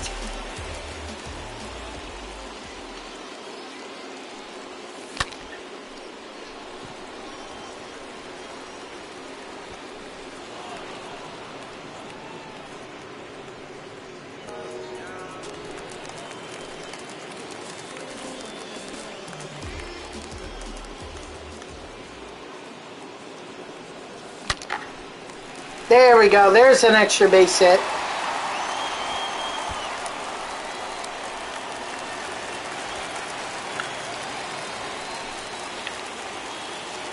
That's 1 down, 2 to go.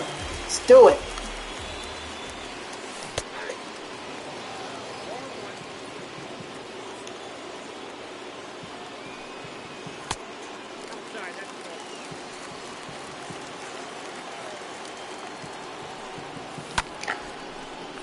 And there we go, another extra base hit.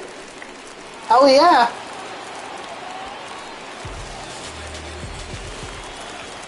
Ooh, I can end it right here. I can end this challenge right here.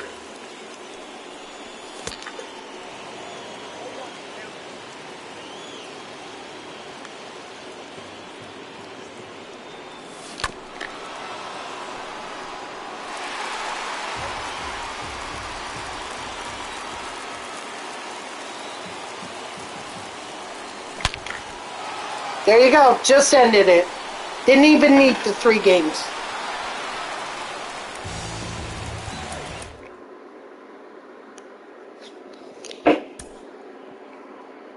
Nice, Corey Kluber.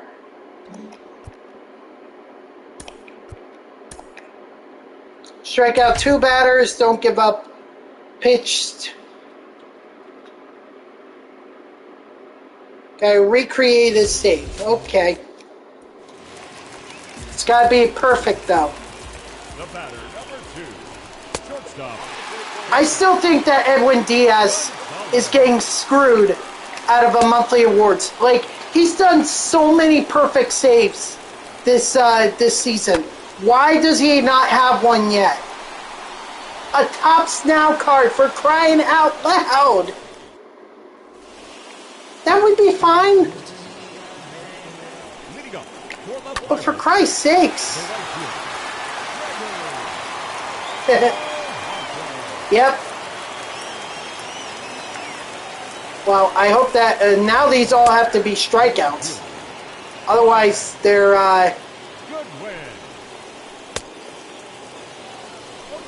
otherwise, I'm not going to complete this mission. There we go. Strike 3, sit down.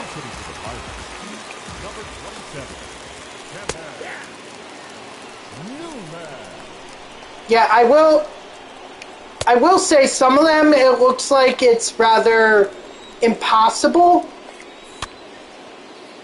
But I think with patience in the game, I think it'll be okay. Okay, thank God he fouled that off. Strike 3, sit down.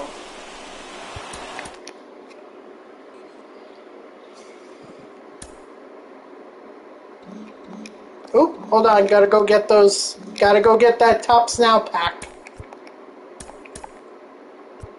Alright. Cesar Hernandez and Jake Cronenworth. And then, yeah, Trevor Larnack.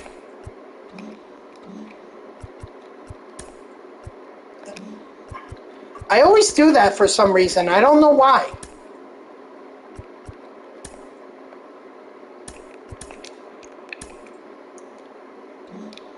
Well, I'm going to need more than 4.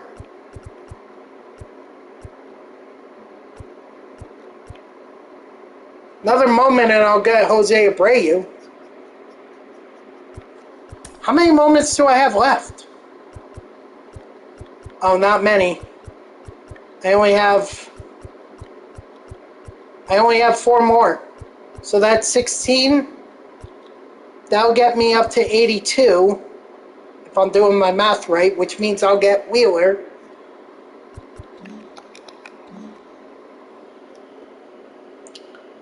Reese. I'd go with Reese Hoskins. I just used him in when I was doing the team affinity for the NL East. Dude was jumping all over balls. So Reese Hoskins for sure. Okay.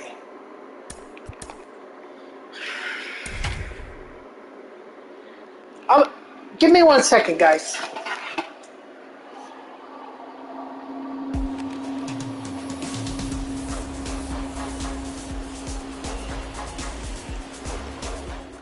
Okay, sorry about that. Oh, they didn't do it in Yankee Stadium? He did against the... Oh, I didn't know that.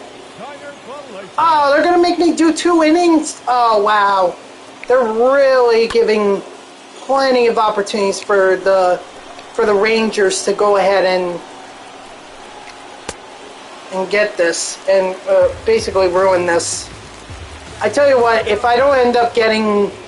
If it comes down to the final out and I give up a base hit, I'm going to be so freaking mad. I hope it doesn't come to that, but we'll see.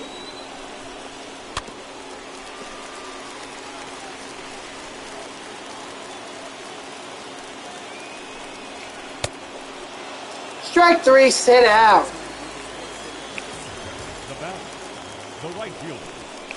Oh, and I gotta go up against Joey Gallo. Yeah, great.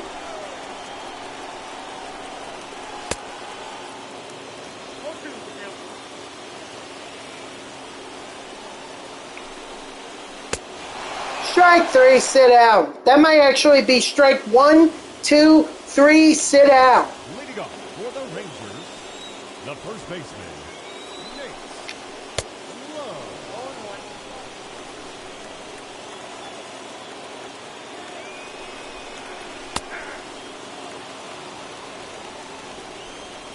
Now, the game is not requiring me to do strikeouts. That's just how I'm getting the outs right now. Strike 3, sit out. The batter number 15, second baseman. So left.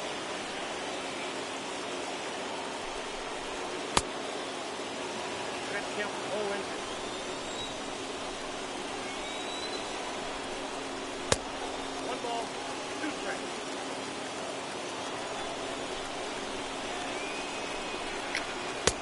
Strikes out, 2 and 2.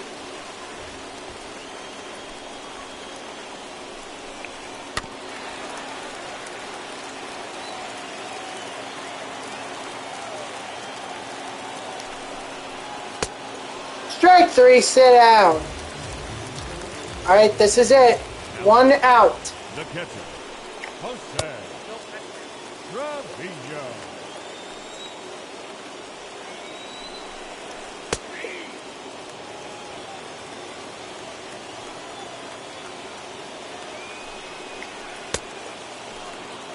Strikes out, 1 and 2.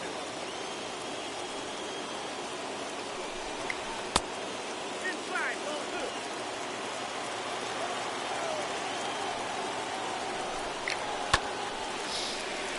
Oh my God. That was too close. Too close. Okay.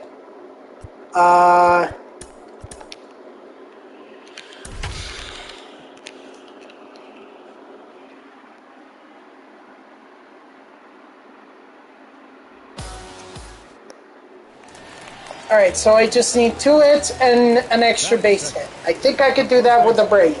Jose Abreu. Well, there's my extra base hit.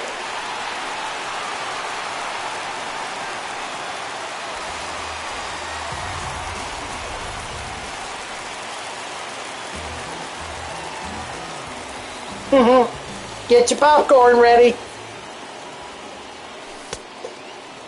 This is gonna be a show.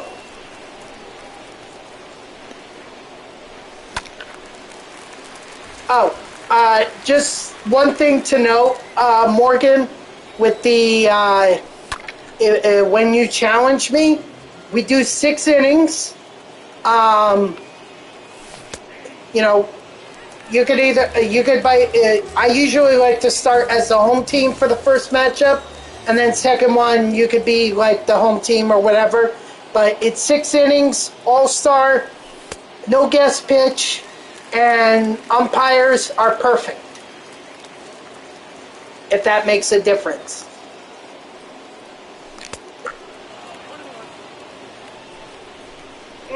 Ouch.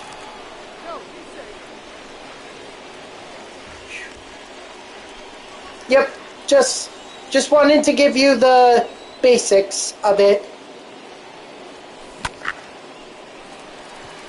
No, that's not going to be a hit. Warning track power. No, not the bottom of... Okay, alright. You're more than welcome to do whatever you want with it, man.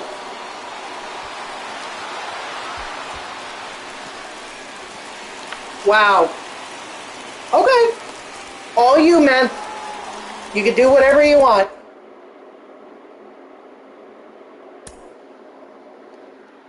Actually, I might be able to get this done tonight. That'd be good.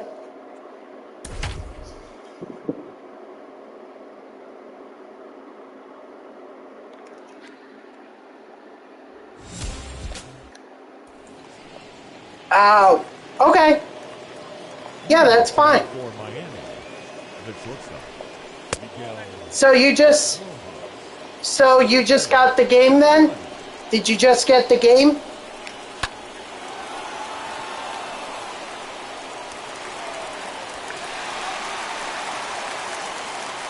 Oh, Matt Olson and Reese Hoskins. Okay.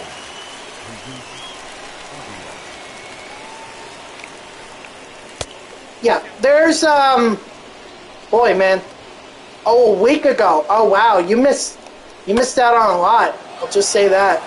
But there's still plenty of content for you to be able to... Yeah, exactly, man. This game, basically, the whole idea of it is to grind. Play the game. You're going to have to dedicate a lot of hours to it. I mean, hell, I dedicate 3 hours to it every day, or I try to at least, but that's because I stream it.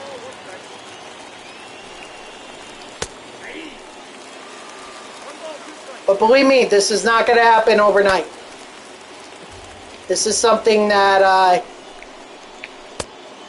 that's going to take a while. So I hope you're ready. I hope you're ready to spend a lot of late college nights playing MLB The Show. Not that I did that. I didn't do that.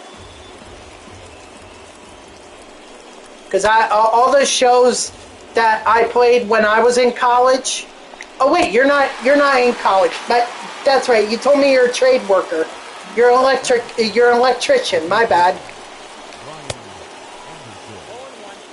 Wow, I'm stupid. Yeah, but when I was in college, the MLB The Show was not like it is now. These programs and everything, this didn't exist back when I was in college. In college, it was all, yeah, get the game, and you're just going to play baseball. And you have to buy packs to be able to get players. No programs, there was no directive, it was just play the game. And try to build up a team. So, back then, it wasn't as fun. But it's all the fun that I had.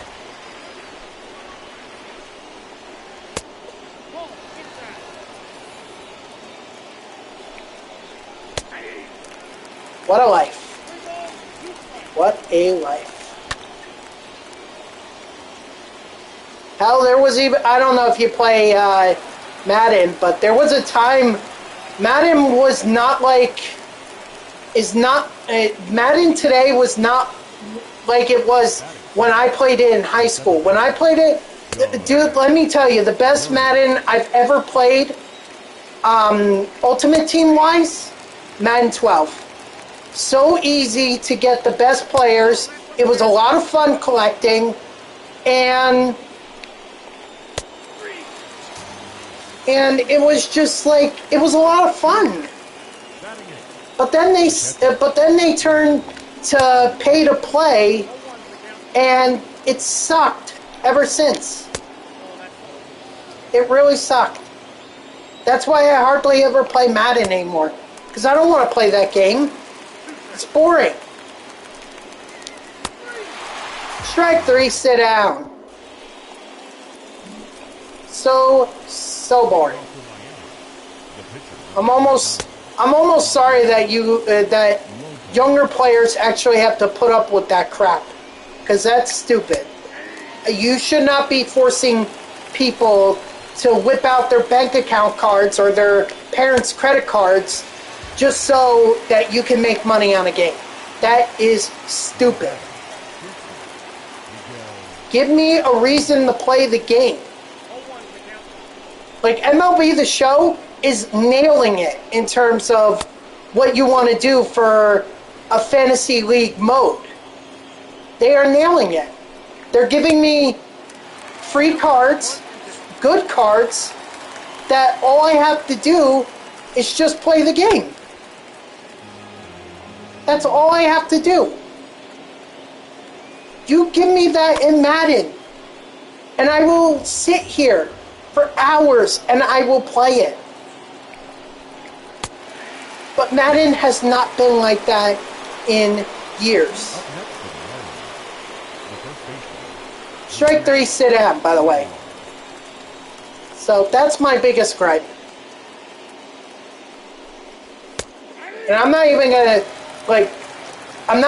touch NHL or FIFA, because they're pretty much the same as Madden, but it's worse from what I understand. Strike 3, sit down. Well, they do add moments. They have moments. It's just Like Brady historic. Well, they do have something like that. In this year's game, they had Larry Fitzgerald moments, like Aaron Rodgers' big plays. Hey, I would not object to it. I'd play it, I'd stream it, but just do not force me to buy. If I want to get the best cards, don't force me to have to whip out my bank account. That's all I'm saying. It's not fun to do that. I do not want to pay. I want to play.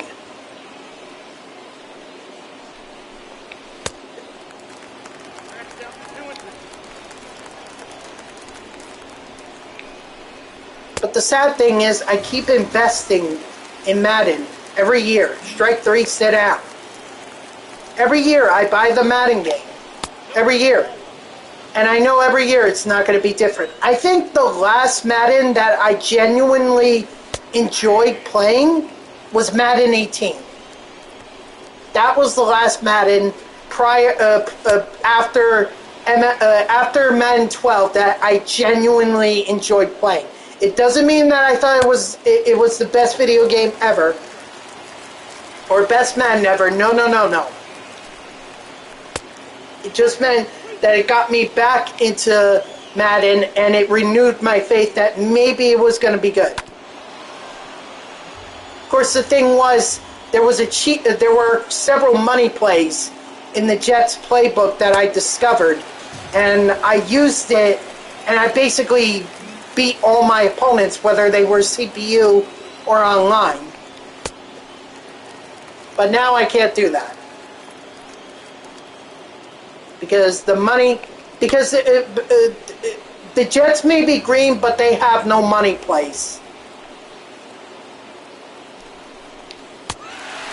Strike 3, sit down. Oh, awesome! I got my 10 strikeouts. Didn't even have to waste too much time on that. Thank goodness. Oh, gosh. It's getting really, really hot up here.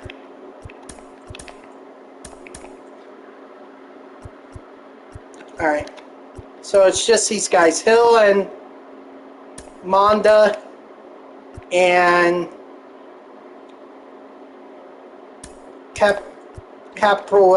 whatever. The ace pitcher. Again, that's not where I needed to go. This is where I needed to go. Ooh, one more. Zach Wheeler ought to do it for me. And then once I get Wheeler, that'll put me at I'll be at 82. So that means that 15 will put me at 97. And I'll be so close to getting Marcus Semien.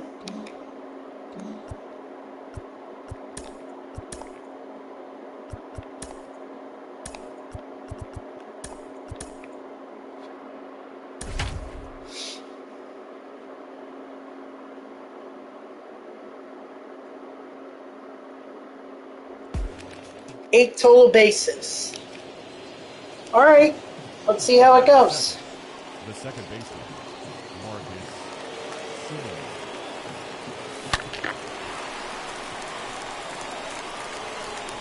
Great start. Dude, this is by far like the quickest that I've ever finished a monthly awards program. Like, this is insane.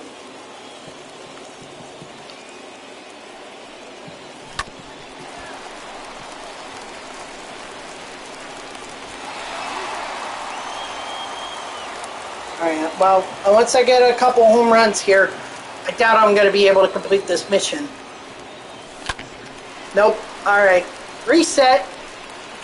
I think that's the first time in this stream that I've actually had to reset. Maybe I had to reset with no,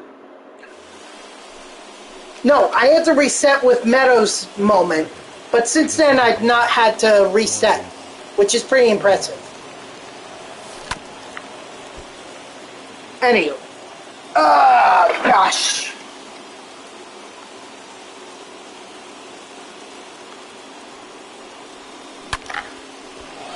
Okay, this might be my home run right here. It is. That's one down. I need one more.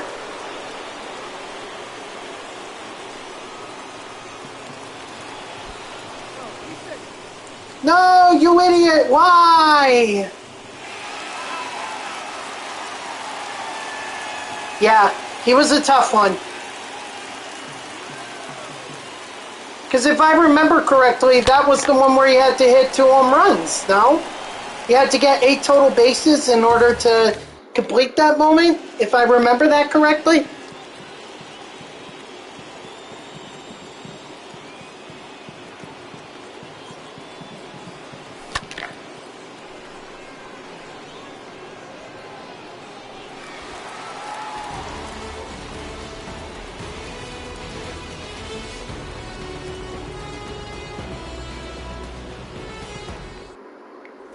Yeah, that sucks. His belt?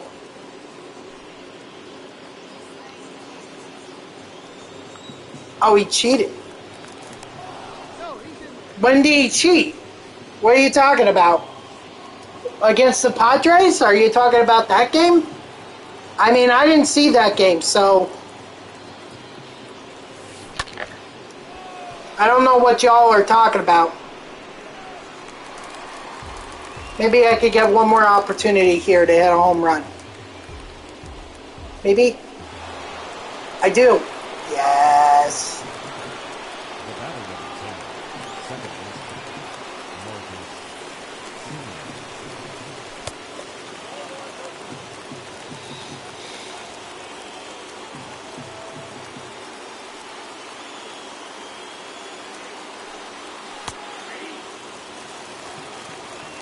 Well, that wouldn't be a really good place to be sticky, because that would very much suggest something that I'm not going.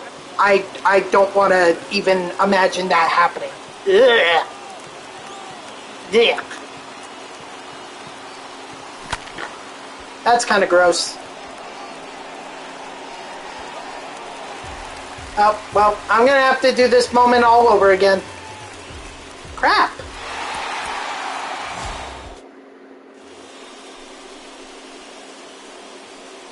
Batting second, the second baseman, Marcus Semien. Sorry. Yep, Morgan, you got it. For the little kids, they won't get it, which is good. They don't need to get it. At least not yet.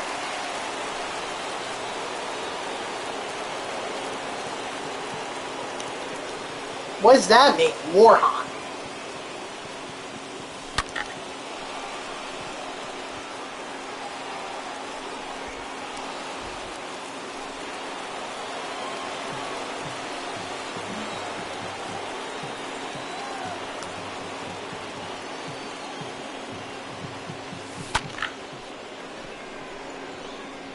Nah, that's going to be caught.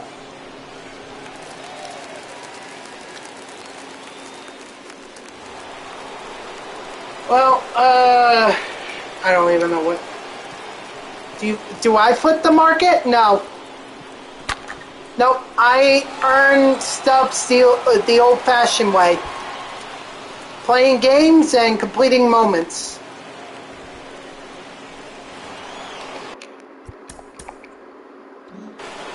Okay, good for them. I hope it's against the Yankees. But I don't know who the Astros are playing. Who are they playing?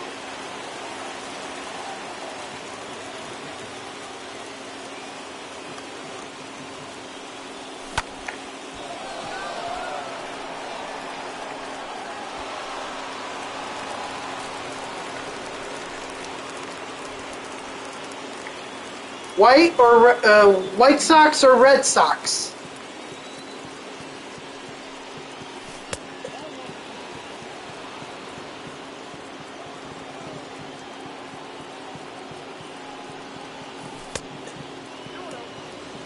Oh, I'm sorry, Morgan. I'm sorry. I didn't realize it was you that asked or that said that. I thought that was Astro. My bad. These teams like that. Every time he does something, they post about him. I think they definitely want to see him as the future of the MLB, yes. I don't know if I would go so far as to say they're sucking up to him. But I think they are trying to market him as the future of the MLB, yes.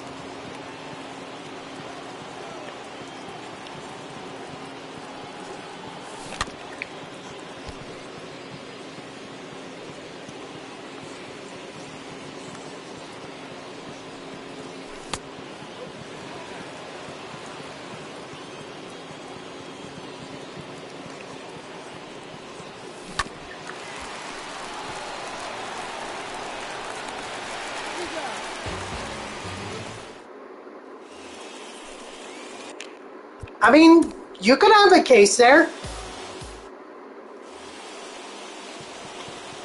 You can definitely make a point there. The second baseman, Marcus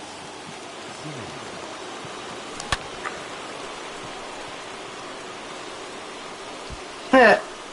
Tycap, I tell you what, the Nets aren't disappointing me. Taking 2 games against Milwaukee? Good.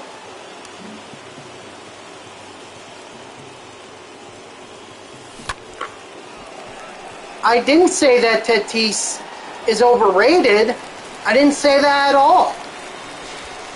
All I was saying was that MLB is definitely marketing him as the next, as the future of baseball, and that's fine.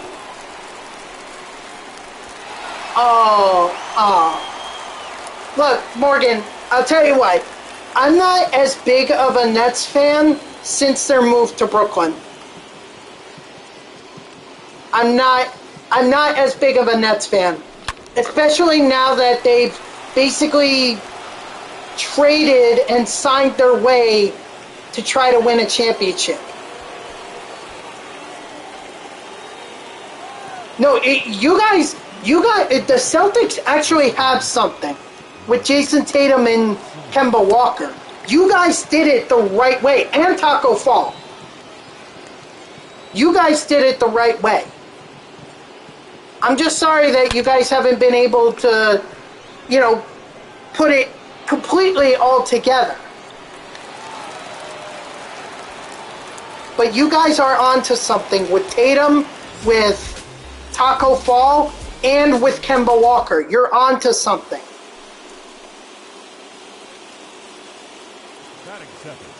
The second baseman, Marcus. That process was a really long time, right?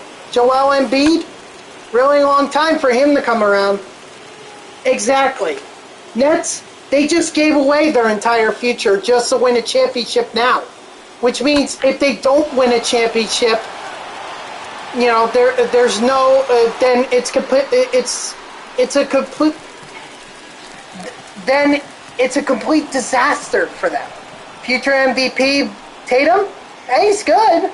He's good. Yeah, it's possible he can win an MVP. How about Nikola Jokic being named the MVP? How about that? Like, good for him. I mean, how long did he stick it out with the Denver Nuggets before he was like? People actually considered him good. He had to stick it out for a long, long time.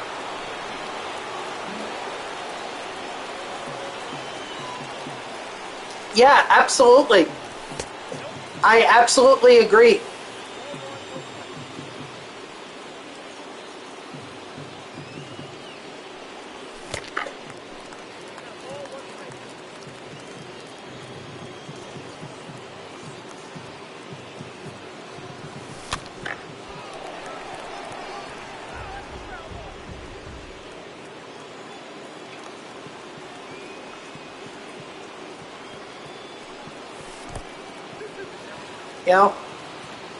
Just overall, just happy for Jokic.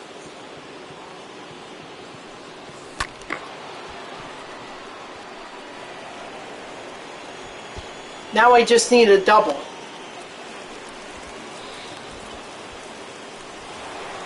And Ty Cobb has redeemed maniacal laughter. And just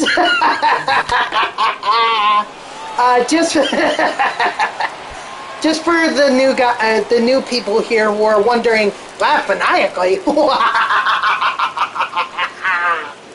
Yes, laugh maniacally because people have told me in the past that I have a very evil laughter. Like I am going to take over the world. The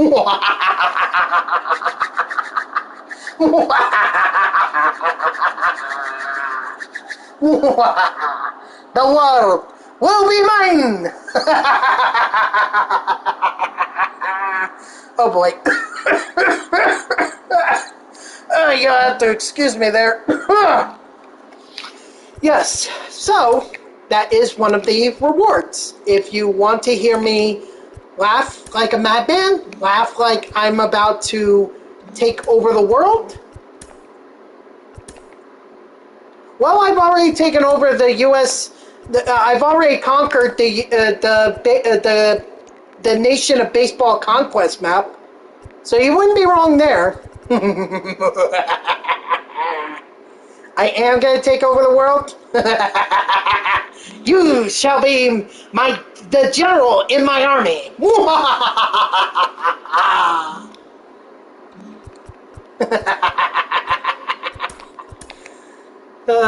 Alright, let's open up this here. I think I'm going to go with Babe Ruth on this one. And then let's see if we can... Ooh, we got Carlos Correa. Okay. I'm not upset by that. It'll be Earth Vader. Oh, let's go! Diamond, let's go! Purple. And it's a pitcher, too. This is a lefty pitcher. Is this Kershaw? No, it's Sale. Ah, dang. I already had Sale. Dang. Alright, well, I guess I'm selling him.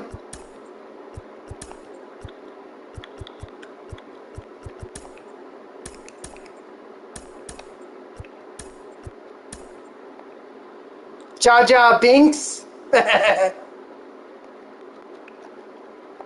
249. Oh, someone already underbid me. You got 10,000 stubs? You're more than welcome to. Cheapest one up there. So buy. Up, someone just bought them. It's actually good because now I can buy a lot of headliner packs. But first, let me finish opening these show packs. I doubt I'll get another diamond, but you never know.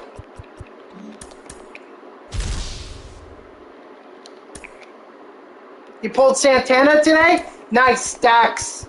Very nice.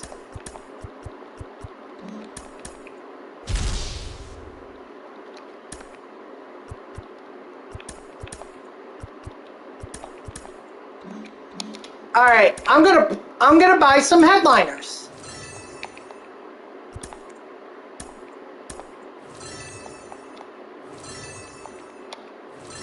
Now I want to open up the packs. Let's see, can we get another diamond?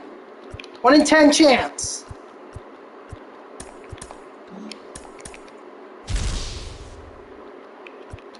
Nope, not there. But I did get the Royals BP jersey, so that's decent. Gold, Pete Alonso, already got him, so Vuvuzuela, ugh, always hated that. Come on, diamond, one more diamond. Nope. Mazika. Yes, I recommend If you can afford it, I say go ahead. Oh, let's go! Oh, this is good! This is a 90! Let's go! Come on, please!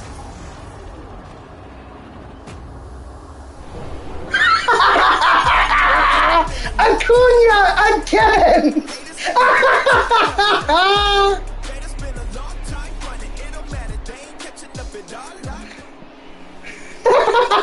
Yes! Yes! I got it. Hold on, guys. I'll be right back. I wanted Trout too, but I tell you what, that's going to sell for a lot of stubs right now. That is selling for a lot of stubs.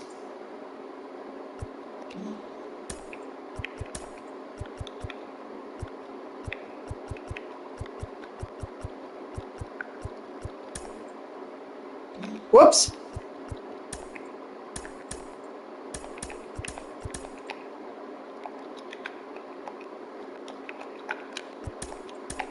Will somebody buy my thing? Oh my God. So, Morgan, you wanted to know if it was worth it? That right there just happened. Do you think that's worth it? Because I damn well sure think it was. But we are not done yet, guys. We are not done yet. Pack openings? Yeah, we're done with those. No more pack openings. I can't buy any more headliners packs. I'm broke. I've ran out. Yes, absolutely. You only get one.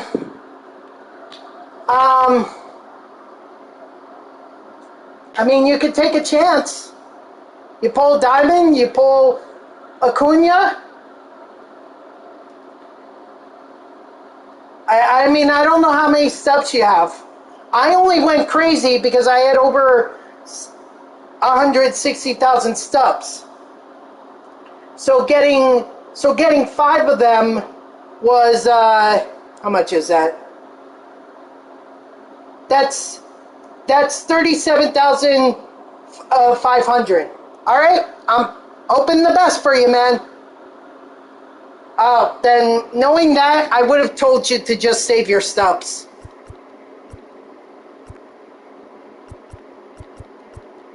All right, I need to finish up on.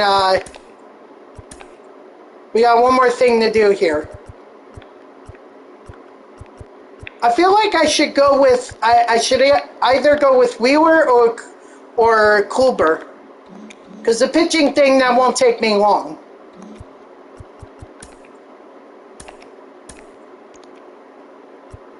Let's see. Dom Smith. No, you should have gotten like a. You should have gotten a. You should have gotten a silver.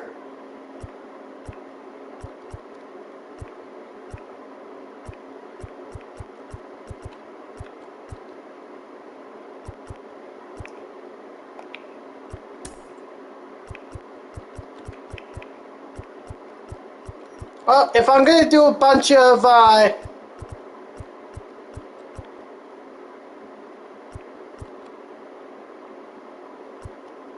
yeah, that happens sometimes, Morgan. Sorry.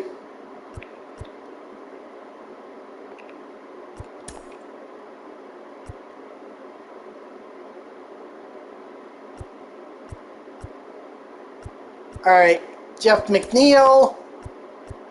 Shortstop, Dansby Swanson.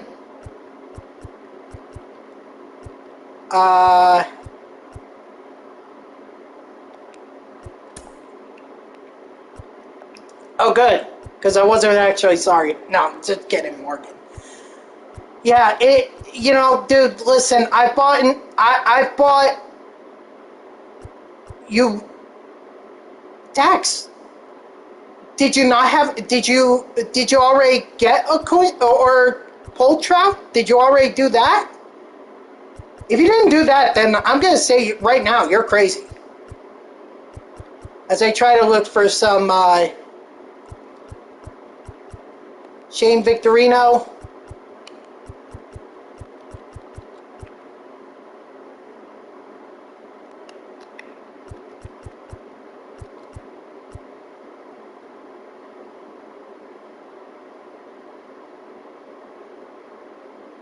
But why sell them? Why sell them? Why not collect them? Try to go for Chipper.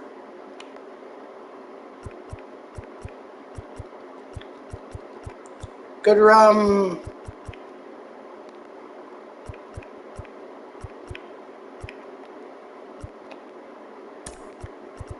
Alright, hold on one second.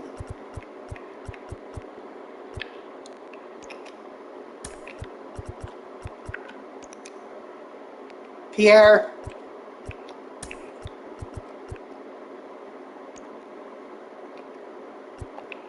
Okay, well that's good. It's good that you at least learned from it.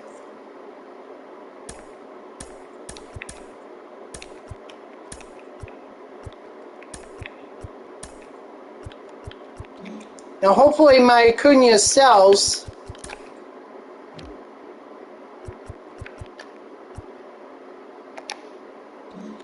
Oh yeah, guys, something I forgot to, it's something that I did off stream. I got to the first diamond for the NL East, and I went with Cliff Lee. So Cliff Lee is in my rotation. Just wanted to show that off.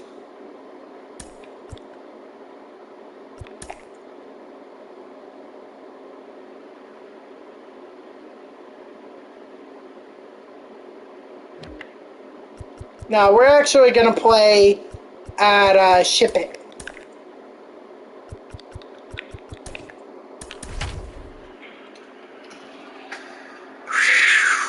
Man. Alright, 9 strikeouts with Wheeler.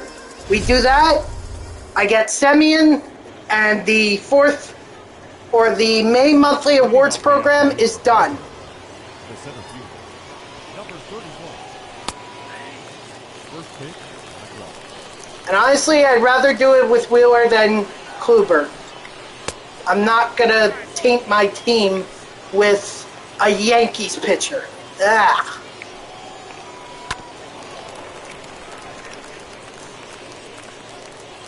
Philly trash is Philly trash, but New York scumbags, that's hard to get rid of.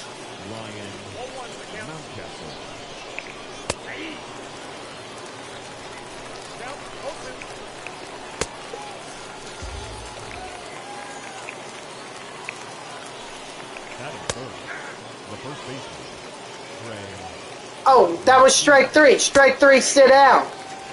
Sorry, I'm not really paying attention. I'm just thinking about when that Acuna is going to sell, so I could get even more stubs. The right fielder, Anthony Santander.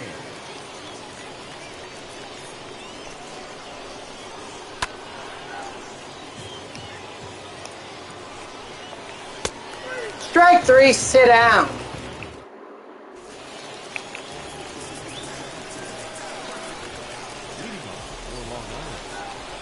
Shortstop, Gensby Swanson. There you go.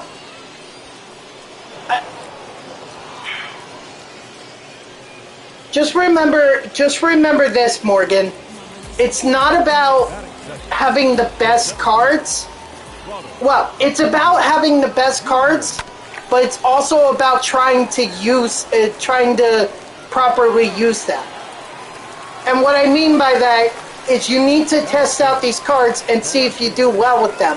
I'm not talking like offline. Anybody can do good stuff offline. I'm talking online. Like find which cards you do well with online and use those cards.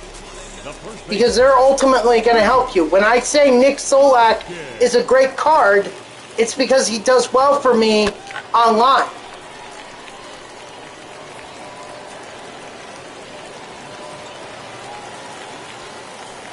So, I hope you do well with them. But again, remember, there are a lot of diamonds out there. There are a lot of them. And it's all about, which ones do you do well with.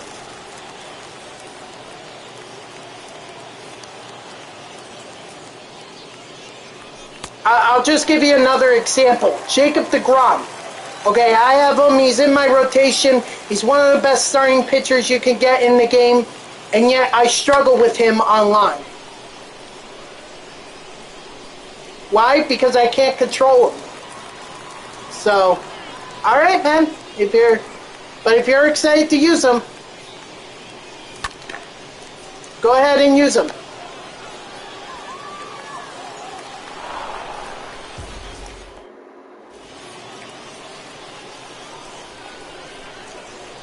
I just don't know about this Wheeler card. This Wheeler card just doesn't feel right to me.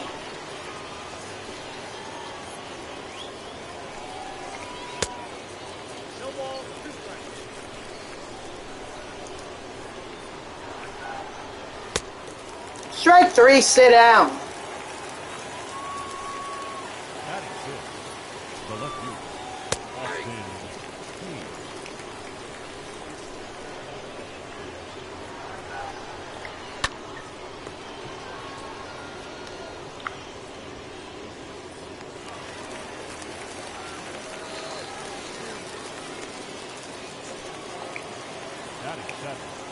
The third baseman, Pat Vallejo.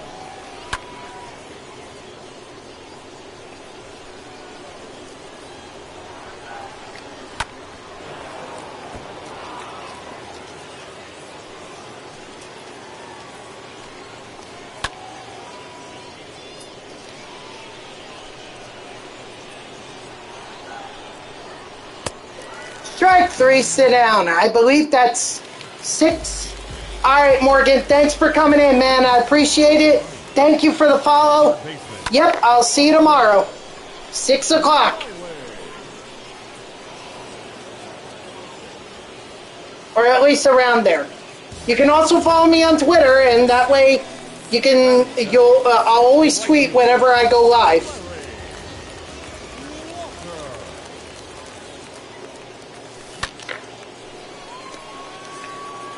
And Astro, thank you very much for sharing those links of mine with Morgan. I really appreciate that. Thank you. I normally don't do it because I don't want to be seen as desperate. So that's why I put them as commands so that people, if they want to use them, then they can go to the links and give me like a sub or a sub on YouTube, or a follow on Instagram, or a follow on Twitter.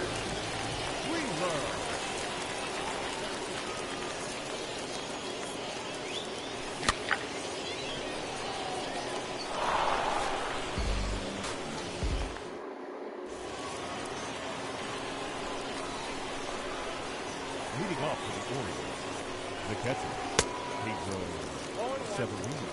You know what, guys? To be totally honest, I think I may use the stuffs that I get from Acuna. I might just finish some collections. Like, I could probably finish off the Braves and get Andrew Jones. The Nationals, the Phillies. I could do the NL East and get Tom Glavine if I sell Acuna. I hope that I sell Acuna. Good. I didn't really want to catch that anyway. I'm more interested in strikeouts, which I need to see how many I have. Wheeler's got 5. All right, so he's a bit away.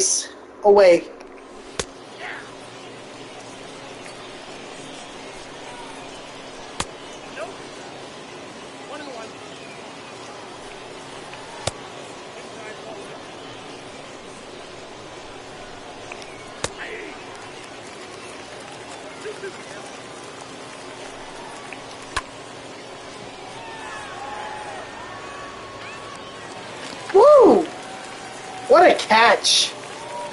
Who was that, Harper? Now batting, the shortstop, Ryan Mountcastle.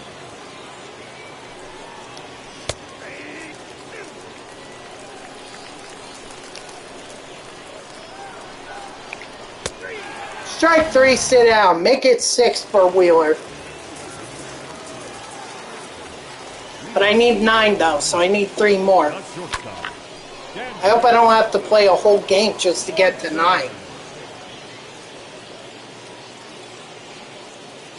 That would honestly suck. the batter, the center fielder, Ronald Acuna Jr.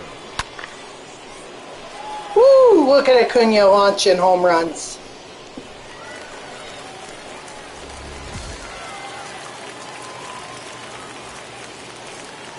The left fielder, number 2, Dominic. And Dom Smith is going to follow it up. Attaboy, Dom. Oh, good for the parallel XP too, The guys. first baseman, 3, Austin. You know, all these hits, all these home runs, extra base hits. All good stuff. Now batting, the catcher, Mike Piazza.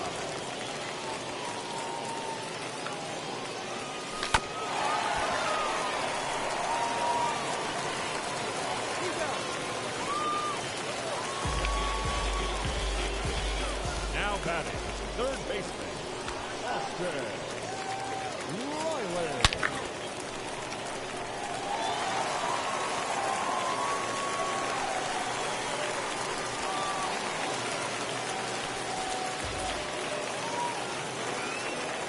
Now batting, the right All right, fielder, but in all seriousness, I really need to just focus on the strikeouts. The plate appearances and everything, you know, those are all great because that goes towards the team affinity and everything. But I really just need the strikeouts so that I could get Marcus Semien.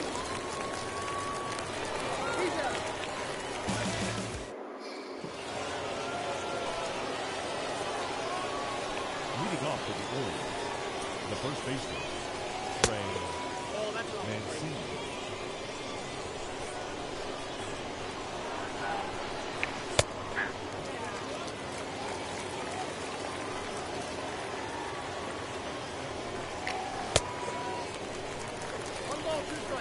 And actually, if I think about it, that Acuna pull, that's the second time I pulled Acuna on stream.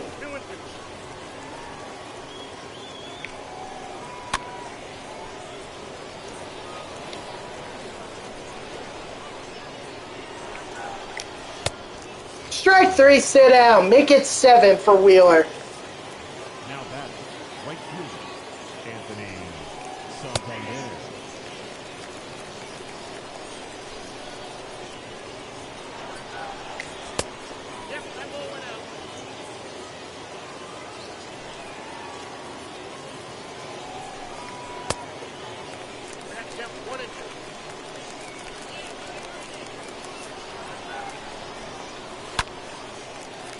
Ah, I'm gonna have to go another inning. Damn it. The batter, number 2, That's disappointing. Freddie Gallo.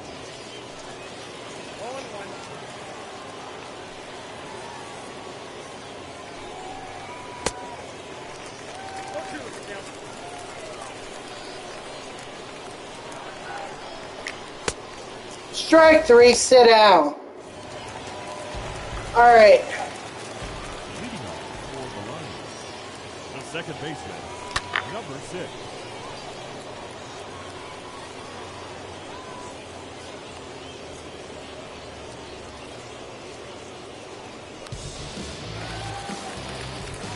now batting, the pitcher, Zach Wheeler.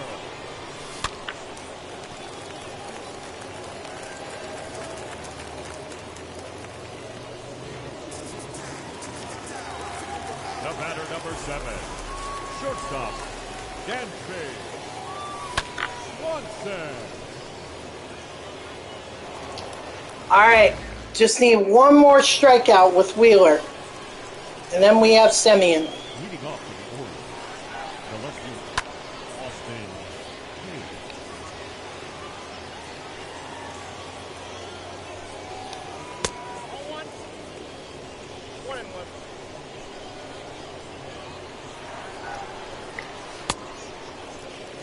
One ball, two strikes.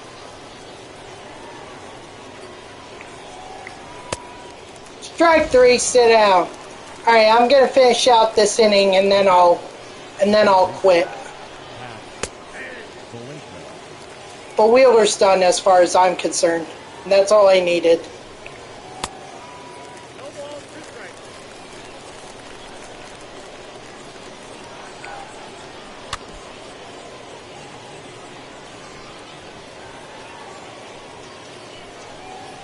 Nope, that's a ball. Count 1 and 2. Oh, that's 6 out.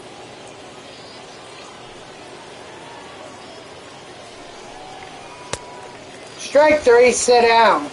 Even after getting the 9 strikeouts that I needed him to get, he's still wheeling and dealing. He's a wheeler dealer.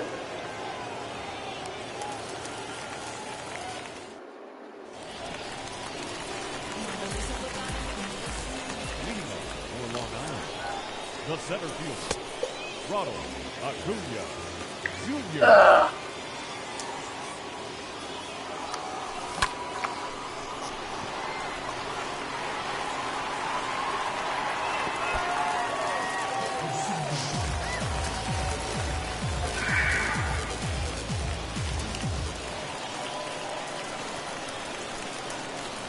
The left fielder, number 2, Dominic Smith.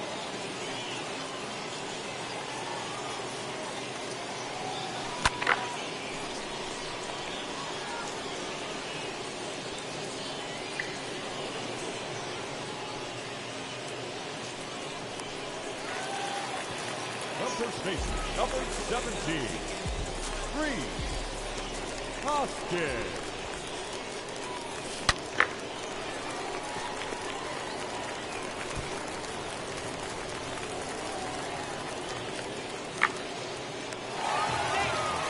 Nice.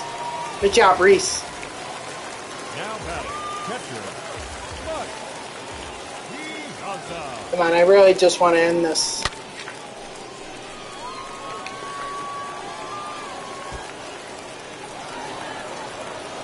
I am so screwed.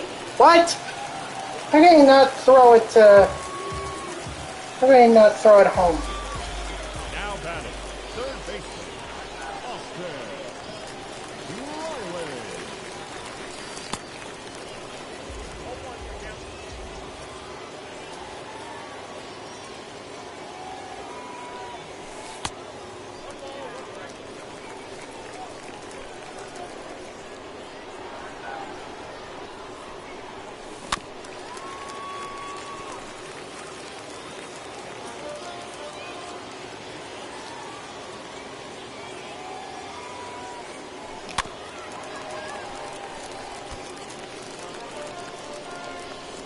Come on, Austin. Let's get a hit so that we can, Nope. Okay, I guess not. What do you mean? Oh, you're back. Alright. No problem, Morgan. No problem. Appreciate you coming back. Almost done here. I just gotta do these last few at-bats. And, nope, foul ball. Last at-bat or two, however long it takes for me to get the final out here, and then I'll call it a stream, basically. Because I'm just interested in getting, Marcus Semien. So, shouldn't take much longer. I've already got the strikeouts. It was, but it was not a home run. Because it bounced back into the park. Well, alright, that's about it. That's enough. Not going to play a whole game. There we go. Yep. Oh, Team Affinity. And my freaking Acuna sold.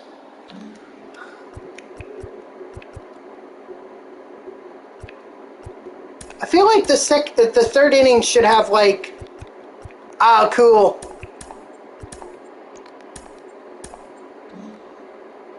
I didn't even realize that was there.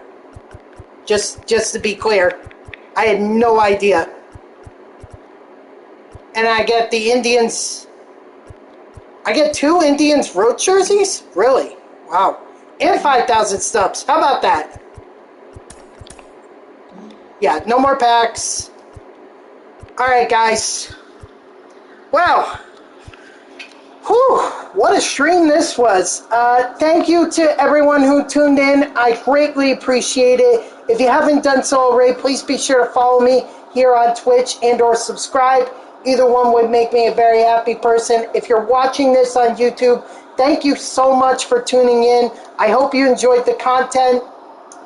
Make sure you subscribe to my channel and you turn on notifications. That way you get an email from YouTube every time I post a video. I'm going to try and post as many videos as I can, but unfortunately it does take a little bit of time. So please be patient. I'm a little backed up, but I will be back on track.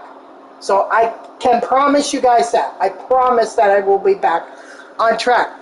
But if you want to know when I go live, you can follow me on Twitter at JeffreyWarner3. You might have seen my handle tag earlier in the stream, but just in case you forgot it, you can go into the link that's below the stream here. Just click on it, follow me. I'll always tweet whenever I go live. You can also turn on notifications here on Twitch. That way, Twitch sends you an email every time I go live.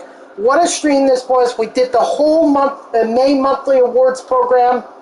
We pulled Acuna for a second time, sold him. Now we have hella stubs to spend, which I will spend on team collections probably tomorrow. And we've also got, it was just a great stream. It was a great stream overall. So, again, thank you to everyone. Tomorrow, it'll be a bunch of BR runs. We're gonna be